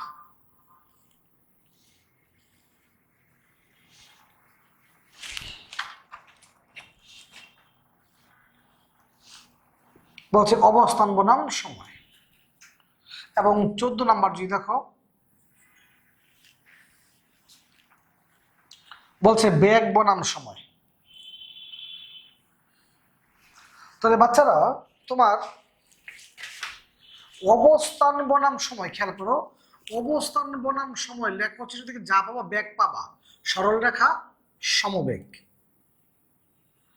এখানে অবস্থান পরিবর্তন শূন্য তাই শূন্য বেগ। এখানে সরল রেখা সমবেগ, তাহলে এতটুকু অংশ সমবেগ। কিন্তু এখানে অবস্থান পরিবর্তন শূন্য হওয়ায় শূন্য বেগ, সরল রেখা সমবেগ। তাহলে সমবেগ, শূন্য বেগ, সমবেগ। তুমি এখানে যদি যাও বেগ বনাম সময়, বেগ বনাম সময় লেখচিত্রের ক্ষেত্রে তুমি যাই পাবা সেটা কি পাবা? ত্বরণ। বেগ বনাম সময় লেখচিত্রের ক্ষেত্রে তুমি যাই পাবা সেটা কি পাবা? ত্বরণ। তাহলে তুমি যদি খেয়াল করো, এখানে তুমি যদি খেয়াল করো, এই যে বেগ বনাম সময়, বেগ বনাম সময় লেখচিত্রের ক্ষেত্রে আমরা যাই পাবো সেটা কি পাবো? আমরা ত্বরণ। তাহলে এটা কি? সমত্বরণ। এটা কি? শূন্যত্বরণ। এটা কি? সমত্বরণ। বেগ বনাম, বেগ বনাম সময়, বেগ বনাম সময় লেখচিত্রের ক্ষেত্রে আমরা যাই পাবো সেটা কি পাবো? ত্বরণ। কি? সমত্বরণ, শূন্যত্বরণ, সমত্বরণ। তো অপশনে এ বি সি ডি অপশনে এই শূন্যত্বরণ লেখা থাকতে পারে, আবার শূন্যত্বরণের জায়গায় সমবেগ লেখা থাকতে পারে। কারণ বেগ যখন সমবেগ তখন কি হয়? ত্বরণ কি হয়? শূন্য। তো সমত্বরণও লেখা থাকতে পারে, আবার শূন্য সমবেগও লেখা থাকতে পারে। 15 নম্বরটা দেখো, তুমি নিজেই পারতেছো। 15 নম্বরটা দেখো, তুমি নিজেই পারতেছো।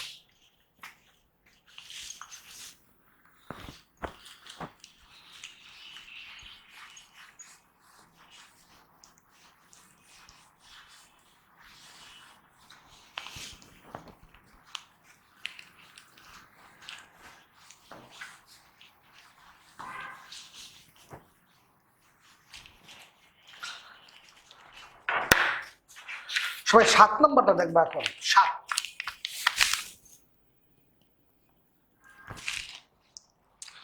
7 নম্বর যদি দেখো,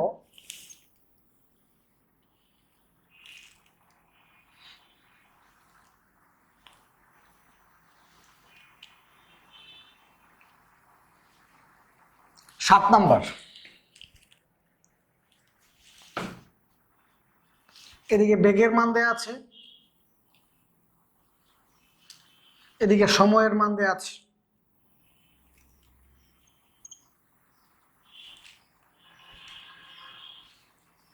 প্রশ্ন বলছে এ আর বি অবস্থানে ত্বরণ কত? এ আর বি অবস্থানে ত্বরণ কত? আচ্ছা, তো তুমি এ অবস্থানে ত্বরণ বের করো। ত্বরণের সূত্র, তাহলে এ শুরু হয়েছে এই জায়গায়, শেষ হয়েছে এই জায়গায়। এ শুরু হয়েছে এই জায়গায়, শেষ হয়েছে এই জায়গায়। তাহলে এ অবস্থানে মানে এই এর আদি বেগ কত? শূন্য। এর আদি বেগ কত? শূন্য। এর শেষ বেগ কত? 12। এটা তো বেগের মান। তাহলে এই যে এ শুরু হয়েছে এই জায়গায়, শেষ হয়েছে এই জায়গায়, তাহলে এর আদি বেগ কত? শূন্য। শেষ বেগ কত? 12। এই যে এর সময় এখান থেকে এতটুকু, এতটুকু সময়, সময় কতটুকু? 4 সেকেন্ড। কত হয়ে গেছে? 3। এখন তুমি বি অবস্থানে ত্বরণ বের করো। তো বি শুরু হয়েছে কোন জায়গায়? এই জায়গায়। শেষ হয়েছে কোন জায়গায়? এই জায়গায়। বি শুরু হয়েছে এই জায়গায়, শেষ হয়েছে এই জায়গায়। বি এর আদি বেগ কত? 12। শেষ বেগ কত? শূন্য।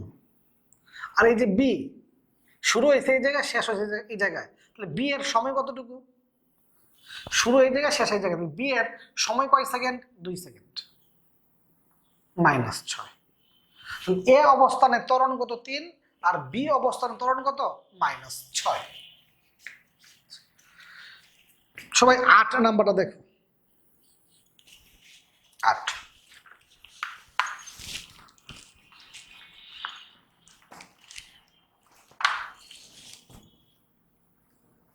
সবাই 8 নাম্বারটা দেখো।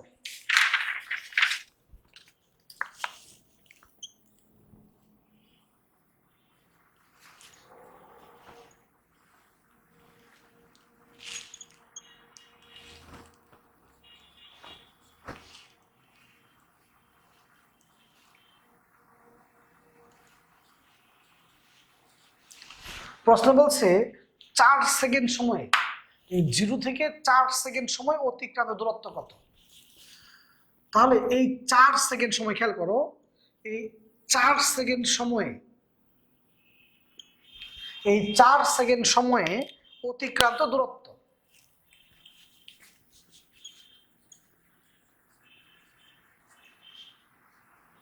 অতিক্রান্ত দূরত্ব যত অতিক্রান্ত দূরত্ব কি, এই যে এ, এইটার ক্ষেত্রফল, ক্ষেত্রফল এ আর ক্ষেত্রফল বি এর সমষ্টির সমান। ক্ষেত্রফল এ, যত এই যে 4 সেকেন্ড সময় অতিক্রান্ত দূরত্বটা কি, ক্ষেত্রফল এ এবং ক্ষেত্রফল বি এর সমষ্টির সমান। তাহলে খেয়াল করতো, এই যে এ অংশের একটা ত্রিভুজ, ত্রিভুজের ক্ষেত্রফল কি হাফ ভূমি ইন্টু উচ্চতা। তো এর ভূমি কত, এর ভূমি কত 2 আর উচ্চতা কত 10। বি অংশটুকু যা আছে, বি অংশটুকু একটা ত্রিভুজ, আর ত্রিভুজের ক্ষেত্রফল হাফ ভূমি। বি এর এই যে বি, বি এর ভূমি কত 2, বি এর ভূমি কত 2, উচ্চতা কত 10। তাহলে এই 4 সেকেন্ড সময় অতিক্রান্ত দূরত্ব কি, এ এর ক্ষেত্রফল এবং বি এর ক্ষেত্রফলের সমষ্টির কি সমান। 6 নাম্বার, সবাই 6 নাম্বার অঙ্কটা দেখো।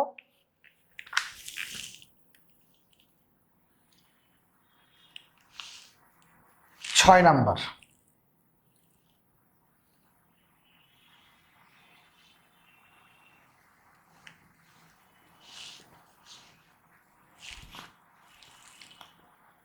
এইট 2 5। প্রশ্ন বলছে এই 5 সেকেন্ড সময় অতিক্রান্ত দূরত্ব, এই 5 সেকেন্ড সময়ে অতিক্রান্ত দূরত্ব, এই যে এ এর ক্ষেত্রফল আর বি এর ক্ষেত্রফলের সমষ্টির সমান।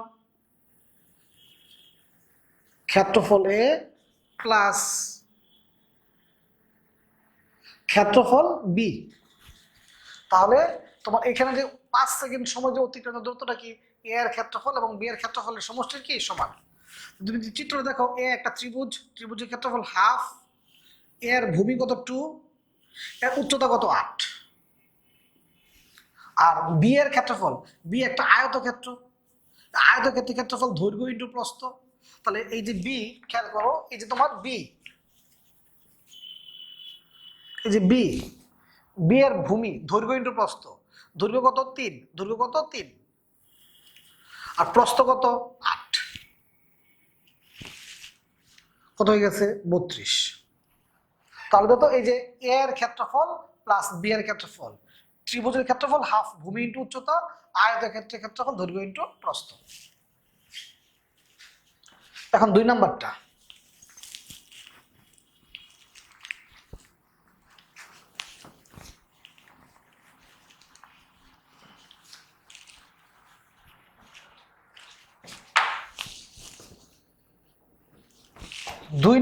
তুমি যদি দেখো,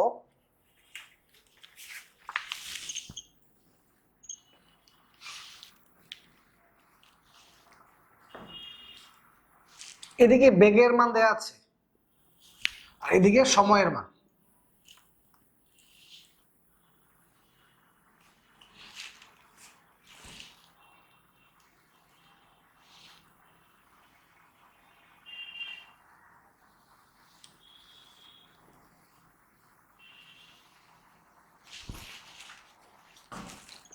জিরো 20 40 50। প্রশ্ন বলছে এই 50 সেকেন্ড সময় অতিক্রান্ত দূরত্ব, 50 সেকেন্ড সময়ে অতিক্রান্ত দূরত্ব।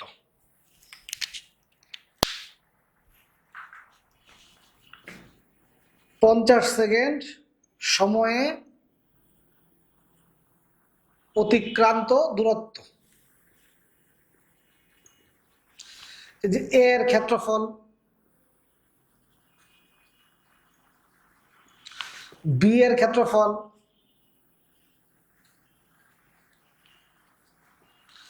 সি এর ক্ষেত্রফল,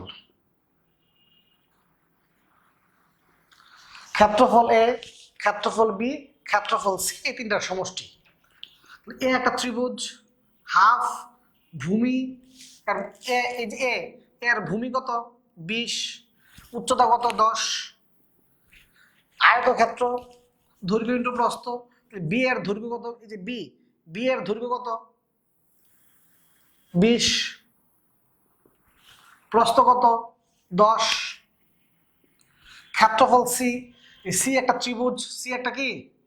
সি একটা ত্রিভুজ, এ একটা কি ছিল? ত্রিভুজ। সি একটা ত্রিভুজ, সি ত্রিভুজের ভূমি কত? সি ত্রিভুজটার ভূমি কত? 10, উচ্চতা কত? 10, 100, 250, 350। তাহলে আমরা এই 2 নম্বর অঙ্কটা বুঝে ফেলছি। তাহলে এই লেখচিত্রর এই 2টা পেজ শেষ হয়ে গেল আমাদের, কিন্তু রিটেন পার্টের 2টা অঙ্ক আমি গ্যাপ দিয়ে আসছিলাম। রিটেন পার্টের 2টা অঙ্ক আমরা দেখবো সবাই। রিটেন পার্টের 54 নম্বরটা দেখবা, রিটেন পার্টের 54 নম্বর।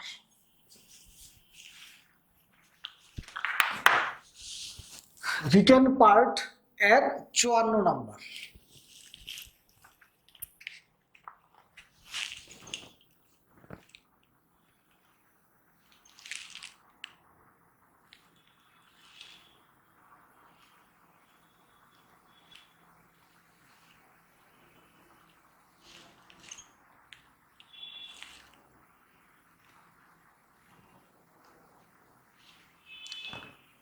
এদিকে তোমার স্মরণের মান দেওয়া আছে, এদিকে সময়ের মান দেওয়া আছে। 3, 3,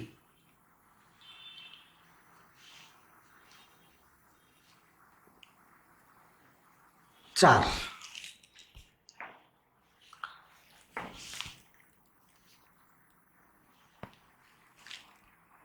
আট। এখন সবাই প্রশ্নটা শীটের মধ্যে পড়তে হবে।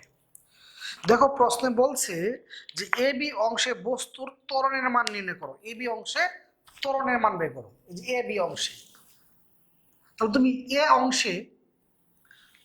অংশে বেগ বের করো। বেগ কি? দূরত্ব বাই সময়। তাহলে এ অংশের দূরত্ব কত? 3। এ অংশে এদিকে দূরত্বের মান, এ অংশের দূরত্ব কত? 3। এ অংশের সময়, এদিকে তো সময়, সময় কত? 3, কত হয়ে গেছে? 1। বি অংশে তুমি বেগের মান বের করো, দূরত্ব বাই সময়। বি অংশে দূরত্ব কত? 4। বি অংশের সময় কত? 4, তাই তো? তাহলে বাচ্চারা বেগের পরিবর্তন কত হয়ে গেছে এ বি অংশে?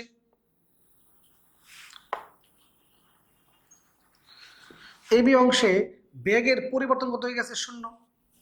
যেহেতু বেগের পরিবর্তন 0, তাহলে ত্বরণ কত হবে? 0। যেহেতু বেগের পরিবর্তন 0, তাহলে ত্বরণ কত হয়ে যাবে? 0।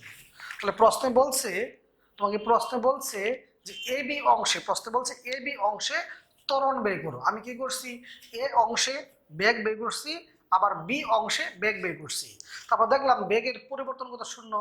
যেহেতু বেগের পরিবর্তন 0, যেহেতু বেগের পরিবর্তন 0, তাহলে ত্বরণ কত হবে? 0। তাহলে আমাদের ক নাম্বারটা বুঝে ফেলছি। এখন আমি খ নাম্বারটাতে যাব।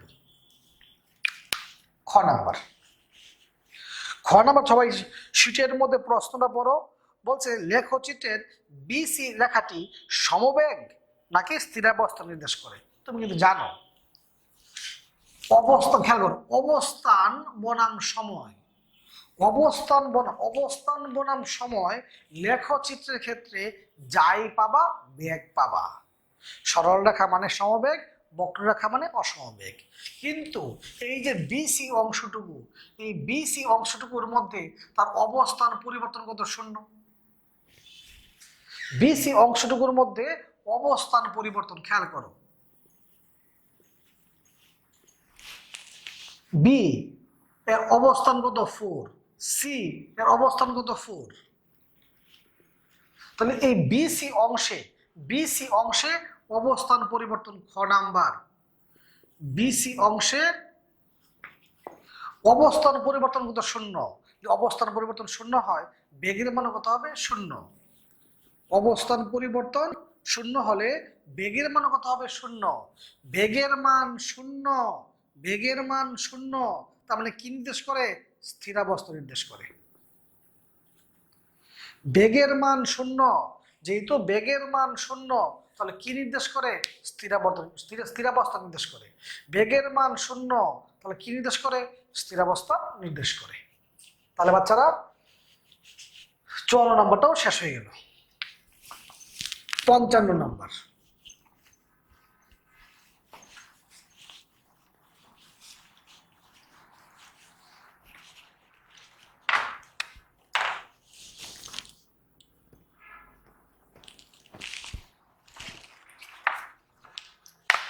পঞ্চান্ন নম্বর।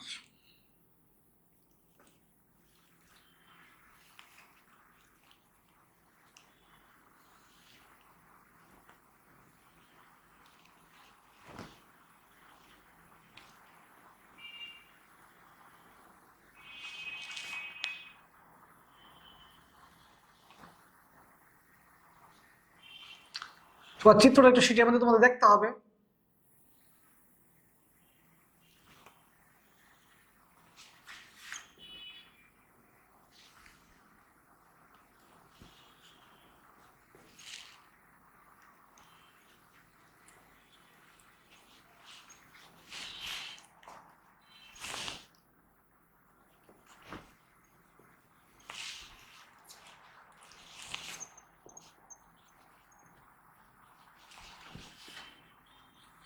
ক নাম্বার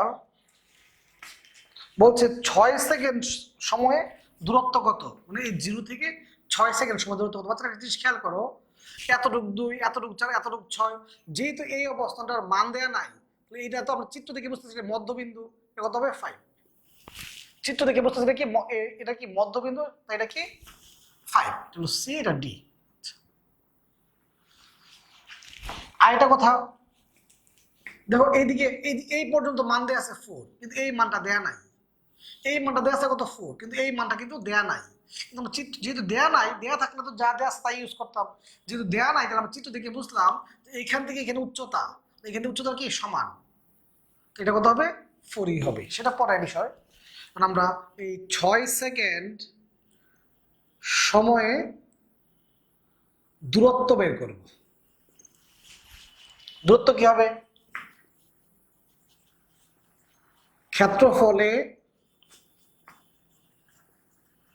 ক্ষেত্রফল বি, ক্ষেত্রফল সি, ক্ষেত্রফল ডি, এই চারটার ক্ষেত্রফলের কি সমান? ক্ষেত্রফল এ, ক্ষেত্রফল বি, ক্ষেত্রফল সি এবং ক্ষেত্রফল ডি, চারটা ক্ষেত্রফলের কি যোগফলের সমান। তাহলে এই ক্ষেত্রফলে একটা ত্রিভুজ, হাফ ভূমি ইন্টু উচ্চতা। ক্ষেত্রফল বি একটা আয়তক্ষেত্র, দৈর্ঘ্য ইন্টু প্রস্থ। ক্ষেত্রফল সি একটা ত্রিভুজ, হাফ ভূমি ইন্টু উচ্চতা। ক্ষেত্রফল ডি একটা ত্রিভুজ, হাফ ভূমি ইন্টু উচ্চতা। উচ্চতা কত? 4। তাহলে কত হয়ে গেছে? 4, 8, 2, 2, 16। ক্ষেত্রফল কত হয়ে গেছে? 6 সেকেন্ড সময়ে, এই 6 সেকেন্ড সময় তার দূরত্বটা কত হয়ে গেছে? 16। এখন খ নাম্বার, সবাই সবাই শীট দেখো। খ নাম্বার কি বলছে? এই 6 সেকেন্ড সময়ে সরণ কত? সরণ। বাচ্চারা দূরত্ব কিন্তু স্কেলার রাশি, সরণ কিন্তু ভেক্টর রাশি। যখন তুমি দূরত্ব নির্ণয় করছো স্কেলার রাশি, শুধুমাত্র মান দিয়ে কাজ করছো, কিন্তু সরণ তো ভেক্টর রাশি, এর মানও আছে আবার দিকও আছে। তাহলে এইটা তো উপরে প্লাস, উপরে প্লাস, উপরে প্লাস, কিন্তু ডিটা কি নিচে, তাহলে এটা কি হবে? মাইনাস। সরণ কি, সরি, দূরত্ব কি স্কেলার রাশি, শুধুমাত্র মান বের করছো, কিন্তু সরণ তো ভেক্টর রাশি, মানও আছে আবার দিকও আছে। তাহলে এটার দিক প্লাস, এটার দিক প্লাস, এটার দিক যদি প্লাস হয়, এটার দিক বিপরীত, তাহলে কি হবে? মাইনাস। তাহলে এটা কি হবে? মাইনাস। আর বাকি সবই কি সেম, বাকি সবই কি সেম। তাহলে যখন তুমি দূরত্ব বের করছো শুধুমাত্র মান, আর যখন তুমি সরণ বের করছো তখন কিন্তু তোমার দিক নিয়েও কাজ করতে হয়েছে। আশা করি তুমি 55 নাম্বারটাও বুঝে ফেলছো। তো বাচ্চারা, আমাদের গতিবিদ্যার রিটেন পার্টটুকু শেষ। এমসিকিউ পার্টের টাইপ 1 2 তো গত ক্লাসে টাইপ 1 2 গত ক্লাসে বাড়ির কাজ দিছিলাম, আজকে 3 4 5 বাড়ির কাজ দিলাম। মোট কথা এই লাস্ট 2 ক্লাসে আমি গতিবিদ্যা চ্যাপ্টারটা শেষ করে দিলাম। তোমার কাজ হলো, গতিবিদ্যা কিন্তু খুব ইম্পর্টেন্ট চ্যাপ্টার রিটেন পার্টের জন্য, আবার এমসিকিউ পার্টের জন্য। তাহলে গতিবিদ্যা আমি 2 ক্লাসে শেষ করে দিলাম। তোমার কাজ হবে গতিবিদ্যাটা অনেক ভালো করে রিটেন পার্টটুকু এবং এমসিকিউ পার্টটুকু সুন্দর করে গুছিয়ে ফেলা। গতিবিদ্যা, আবারও বলতেছি, গতিবিদ্যা কিন্তু খুব ইম্পর্টেন্ট একটা চ্যাপ্টার।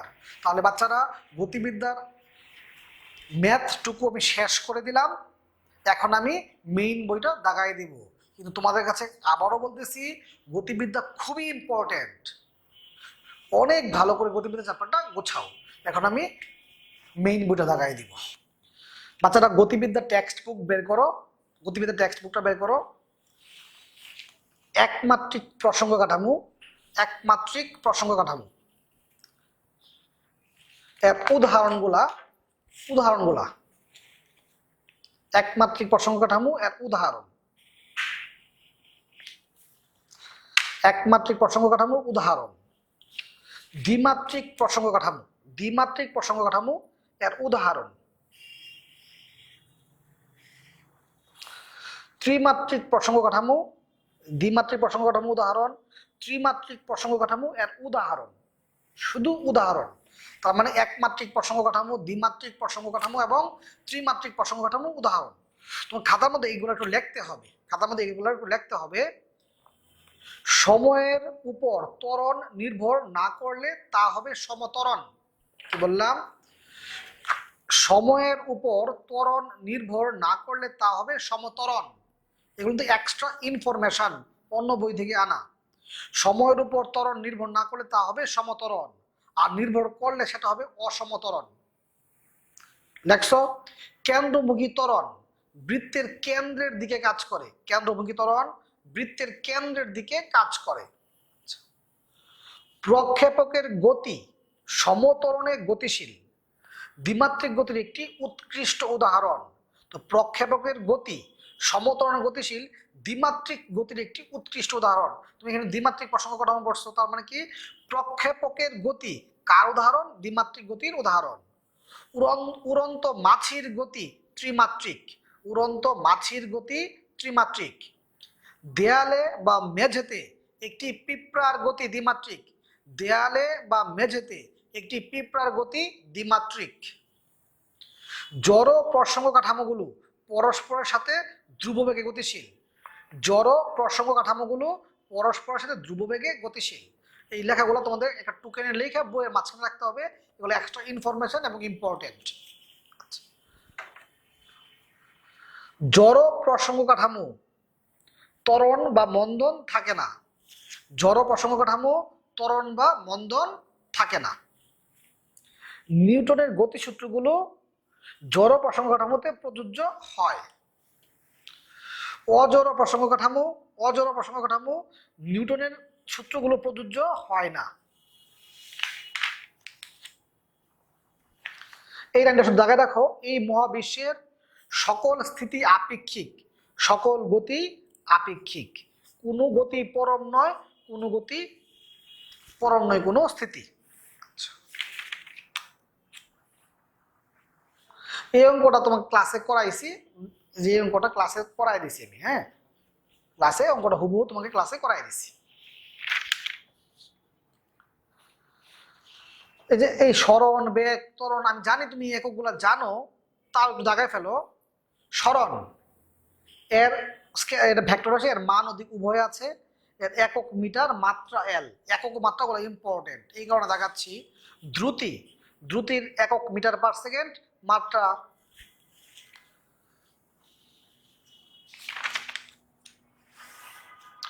মধ্যবেগের ইকুয়েশনটা দেখায় রাখো, মধ্যবেগের ইকুয়েশনটা। তারপরে তোমার আপেক্ষিক বেগ, আপেক্ষিক বেগের এখানে দেখো, আপেক্ষিক বেগের যে আপেক্ষিক বেগ এর একদম লাস্টের দিকে, আপেক্ষিক বেগ এর একদম লাস্টের দিকে সিদ্ধান্ত দুইটা, এই সিদ্ধান্ত দুইটা ইম্পর্টেন্ট, সিদ্ধান্ত দুইটা ইম্পর্টেন্ট। দুটি গতিশীল বস্তু তারা খুঁজে পাইতেছো না, তো 9 নাম্বার সংখ্যাটা সমবেগ, 9 নাম্বার সংখ্যাটা সমবেগ, এই সমবেগের উপরের দুই লাইন, 9 নাম্বার সংখ্যাটা সমবেগ এর উপরের দুই লাইন সিদ্ধান্ত। দুটি গতিশীল বস্তু একই দিকে চললে বেগ বিয়োগ করতে হয়, মানে এই দুটো লাইন খুব ইম্পর্টেন্ট, দেখায় রাখতে পারো।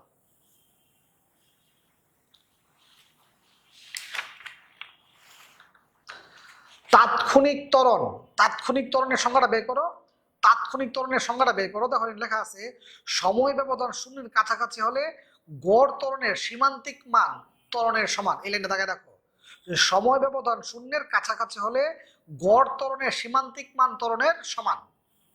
আরেকটা লাইন উল্লেখ, যে লাইনটা দেওয়া আছে এই লাইনটা দাগাও, যে কোনো বিন্দুতে তাৎক্ষণিক ত্বরণ ওই বিন্দুতে বস্তুটির বেগের লম্ব বরাবর হবে। এই দুটো লাইন দাগায় রাখো। ত্বরণ দুই প্রকার, সমত্বরণ অসমত্বরণ, এদের লাইন দাগায় রাখতে পারো, সমত্বরণ অসমত্বরণ। অভিকর্ষ টানে, যে সমত্বরণের সংজ্ঞা, অভিকর্ষের টানে মুক্ত হয়ে পরন্ত বস্তুরণকে সমত্বরণ বলে। আর এই যে এইখানে যে লাইনগুলো দেওয়া আছে দেখো, খেয়াল করো, যে অন্তরীকরণ ও যুগজীকরণ এর সাহায্যে, অন্তরীকরণ ও যুগজীকরণের সাহায্যে গতির সমীকরণ প্রতিপাদন, শুধুমাত্র প্রথম লাইনটা, এই লাইনটা ক নাম্বার, শুধু ব্যাখ্যা পড়া দরকার নাই, শুধু লাইনটা। সমবেগে গতিশীল বস্তুর দূরত্বের সমীকরণ s=vt বা x, শুধুমাত্র এই লাইনটা। সমবেগে গতিশীল বস্তুর দূরত্বের সমীকরণ, শুধু লাইনটা। খ নাম্বার, এই লাইনগুলো কিন্তু ইম্পর্টেন্ট। সমত্বরণে গতিশীল বস্তুর শেষ বেগের সমীকরণ, সমত্বরণে গতিশীল বস্তুর শেষ বেগের সমীকরণ v=u+at, শুধু এই লাইনটা, শুধুমাত্র এই লাইনটা। তারপর গ নাম্বার, সমত্বরণের বস্তুর অতিক্রান্ত দূরত্বের সমীকরণ, শুধুমাত্র এই লাইনটা। এখানে একটু লিখে রাখতে পারো, যদিও তোমাকে এটা আমি ক্লাসই বুঝাই দিছিলাম। দূরত্ব সময়ের বর্গের সমানুপাতিক, এই সমানুপাতিক ব্যস্তানুপাতিক গুলো আসে কিন্তু দূরত্ব সময়ের বর্গের সমানুপাতিক। তারপরে এই ঘ নাম্বার, শুধুমাত্র এই লাইনটা, যে সমত্বরণের বস্তুর আদি বেগ শেষ বেগ এবং দূরত্বের মধ্যে সম্পর্ক, শুধুমাত্র এই লাইনটা।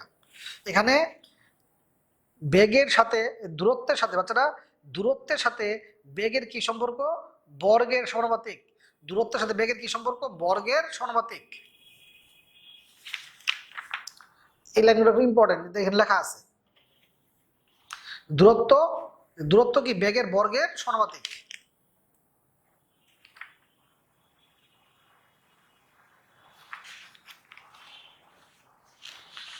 তারপর এখানে খেয়াল করো, অবস্থান সময় লেখচিত্র, অবস্থান সময় লেখচিত্র। এখান থেকে বেগ নির্ণয় করা যায়। কি নির্ণয় করা যায়? বেগ। অবস্থান সময় লেখচিত্র থেকে কি নির্ণয় করা যায়? বেগ। ক্লাসে কিন্তু আমরা আলোচনা করছি দূরত্ব সময় লেখচিত্র থেকে কি নির্ণয় করা যায়? বেগ নির্ণয় করা যায়। বেগ সময় লেখচিত্র থেকে কি নির্ণয় করা যায়? ত্বরণ নির্ণয় করা যায়। ত্বরণ নির্ণয় করা যায়। বাকি যে কথাগুলো আমরা ক্লাসরুমে একটু আগে আলোচনা করছি।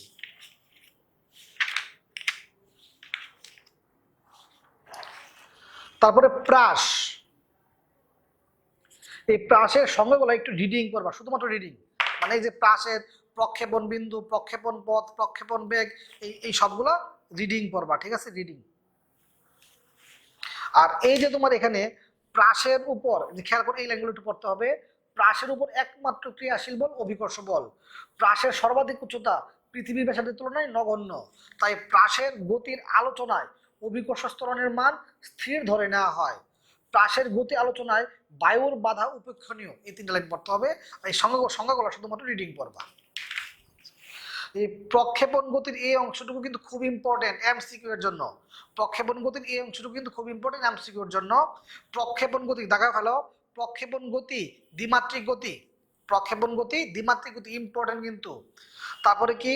প্রাসের গতি সর্বদা প্যারাবোলা, প্রাসের গতি সর্বদা প্যারাবোলা বা পরাবৃত্ত। পাশের গতি প্যারাবোলা বা অধিবৃত্ত হয় বা পরাবৃত্ত হয়। প্যারাবোলা বাংলা অর্থ কিন্তু পরাবৃত্ত, প্যারাবোলার বাংলা কি? পরাবৃত্ত। আচ্ছা, সর্বোচ্চ উচ্চতায় পৌঁছলে এর বেগ সর্বনিম্ন হয়, সর্বাধিক উচ্চতায় পাশের গতি একমাত্রিক হয়। এগুলো খুব ইম্পর্টেন্ট লাইন। সর্বাধিক উচ্চতায় পাশের গতি একমাত্রিক হয়। নিক্ষেপণ কোণ 45 ডিগ্রি হলে প্রাসের গতি সর্বাধিক হয়, ক্লাসে আলোচনা করছি। প্রাসের সর্বাধিক উচ্চতায় বেগ ও ত্বরণ এর কোণ কত ডিগ্রি হয়? 90 ডিগ্রি হয়। অনেক ইম্পর্টেন্ট লাইন কিন্তু এইগুলা, হ্যাঁ। আর এই কথাগুলো কিন্তু আমরা ক্লাসরুমে আলোচনা করছি, অঙ্কগুলো নিয়ে ক্লাসরুমে আলোচনা করছি, এগুলো নিয়ে ক্লাসে আলোচনা করছি। এগুলো না গেলেও চলবে, তোমার ক্লাস খাতা দিয়ে লিখে দিছি।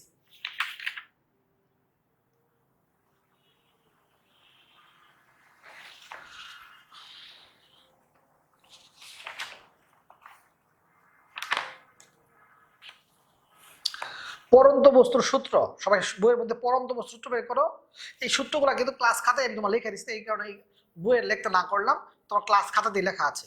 কারণ পরন্ত বস্তুর সূত্র বের করো। ইতালীয় বিজ্ঞানী গ্যালিলিও পরন্ত বস্তুর গতি নিয়ে 180 ফুট উঁচু, 180 ফুটটা মার্ক করে রাখো, 180 ফুট উঁচু হেলানো একটি স্তম্ভের ছাদ থেকে বিভিন্ন ধরনের ভারী বস্তু ফেলে দেখেন যে তারা প্রায় একই সময়ে মাটিতে পৌঁছায়। ভারী ও হালকা বস্তুর ক্ষেত্রে সামান্য এই সময়ের পার্থক্য বায়ুর বাধার জন্য ঘটে। তো পরবর্তীকালে বিজ্ঞানী নিউটন, লাইনগুলো পড়বা, গিনি ও পালক পরীক্ষার সাহায্যে এই তথ্যের সত্যতা প্রমাণ করেন। বিজ্ঞানী নিউটন এই তথ্যের সত্যতা প্রমাণ করেন। প্রথম সূত্রগুলো একটু রিডিং করবো, এখানে লেখা আছে বাচ্চারা।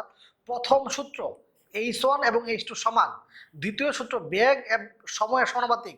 তৃতীয় সূত্র দূরত্ব সময়ের বর্গের সমানুপাতিক। প্রথম সূত্র কি? উচ্চতা কি সমান। দ্বিতীয় সূত্র কি? বেগ সময়ের সমানুপাতিক। তৃতীয় সূত্র কি? উচ্চতা সময়ের বা দূরত্ব সময়ের বর্গের সমানুপাতিক। এই জেনে রাখাগুলো দাগায় রাখো, জেনে রাখাগুলো। পরন্ত বস্তুর সূত্র গ্যালিলিও। গিনি ও পালক পরীক্ষা করেন নিউটন। গিনি ও পালক পরীক্ষা করা হয় 180 ফুট উঁচু হেলানো স্তম্ভের ছাদ থেকে। এগুলা দাগায় ফেলো। সুষম বৃত্তীয় গতি এর সংজ্ঞাটা একটু রিডিং করো, সংজ্ঞাটা করো। বৃত্তাকার পথে সমদ্রুতিতে চলমান বস্তুর ত্বরণ থাকে। বৃত্তাকার পথে সমদ্রুতিতে চলমান বস্তুর ত্বরণ থাকে। আচ্ছা, এই লাইনগুলো দাগায় ফেলতে পারো, যদিও এগুলো নিউটনের বলবিদ্যা অধ্যায় পড়াবো, তাই একটু লিখে ফেলতে পারো। নিউটনের বলবিদ্যা অধ্যায় কিন্তু আমি পড়াবো যে এক ঘূর্ণন বা এক রেভুলেশন সমান 2π। এক ঘূর্ণন বা এক রেভুলেশন সমান 2π রেডিয়ান। এক ঘূর্ণন বা এক রেভুলেশন, খেয়াল করো, এক ঘূর্ণন বা এক রেভুলেশন সমান 2π রেডিয়ান। এক রেডিয়ান সমান 360 ডিগ্রি বা এক রেডিয়ান সমান 57.3 ডিগ্রি প্রায়। এইগুলো একটু লিখে রাখতে পারো বাচ্চারা। এই সুষম বৃত্তাকার গতির বৈশিষ্ট্য ইম্পর্টেন্ট। সুষম বৃত্তাকার গতির বৈশিষ্ট্য ইম্পর্টেন্ট। বৈশিষ্ট্য কি?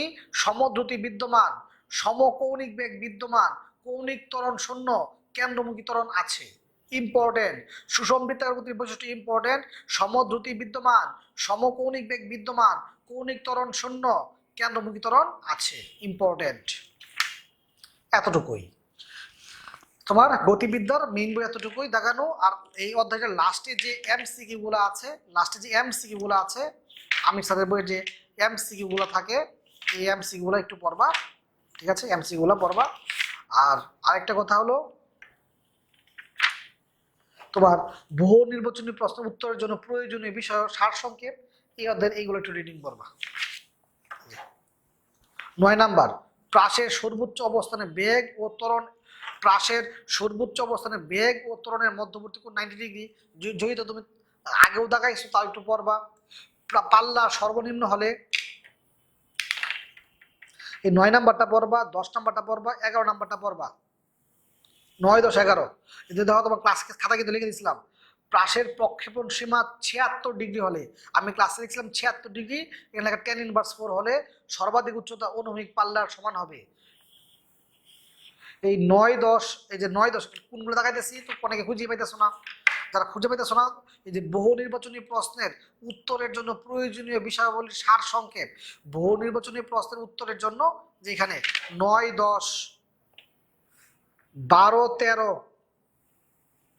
এই সবগুলো পড়তে হবে। 14, 15, 16, 17 এই সবগুলো কিন্তু তোমাকে আলোচনা করা হয়েছে, ঠিক আছে। তারপরে তোমার 18, 19 পড়তে হবে, 20, 21 সবগুলোই পড়তে হবে। এগুলো 9 থেকে 24 পর্যন্ত প্রত্যেকটাই পড়তে হবে, 25 নম্বরটা পড়তে হবে। এগুলো তোমার ক্লাস খাতা দিয়ে আমি আলোচনা করেছি, এগুলো ক্লাস খাতা দিয়ে আলোচনা করছি, এগুলো না পড়লেও চলবে। 9 থেকে 25 প্রত্যেকটা লাইন পড়বা, 9 থেকে 25 প্রত্যেকটা লাইন পড়বা। এই এমসিকিউ গুলো কিন্তু যে ইম্পর্টেন্ট, ভেরি ভেরি ইম্পর্টেন্ট লেখা আছে। এই এমসিকিউ গুলো কিন্তু ইম্পর্টেন্ট, ঠিক আছে। এমসিকিউ গুলো ইম্পর্টেন্ট পড়তে হবে। তো আমি যেগুলো দাগাই দিছি এই দাগানোগুলো ছাড়াও, যেগুলো দাগাই দিছি এই দাগানোগুলো ছাড়াও মেডিকেল কোচিং যারা করতেছো ওই কোচিং থেকে এক্সট্রা ইনফরমেশন যদি দেয় ওই ইনফরমেশনগুলোও তোমাকে কিন্তু পড়তে হবে। গতিবিদ্যা মোস্ট ইম্পর্টেন্ট একটা চ্যাপ্টার। আমি প্রথম 2 ক্লাসে মানে যে 2টা ক্লাস পড়াইছি, 2 ক্লাসে যে অঙ্কগুলো করাইছি অবশ্যই অঙ্কগুলো বুঝে বুঝে বুঝে বুঝে অনেক সুন্দর করে শেষ করবা। এবং মেইন বই যেগুলো দাগাই দিছি দাগানো লাইনগুলো একটু পড়বা, ঠিক আছে। অধ্যায়টা সুন্দর করে তুমি শেষ করছো, প্রয়োজনে 1বার 2বার রিভিশন দিচ্ছ। ওকে, চ্যাপ্টারটা ক্লোজ হয়ে গেল। ভালো থাকো, সুস্থ থাকো।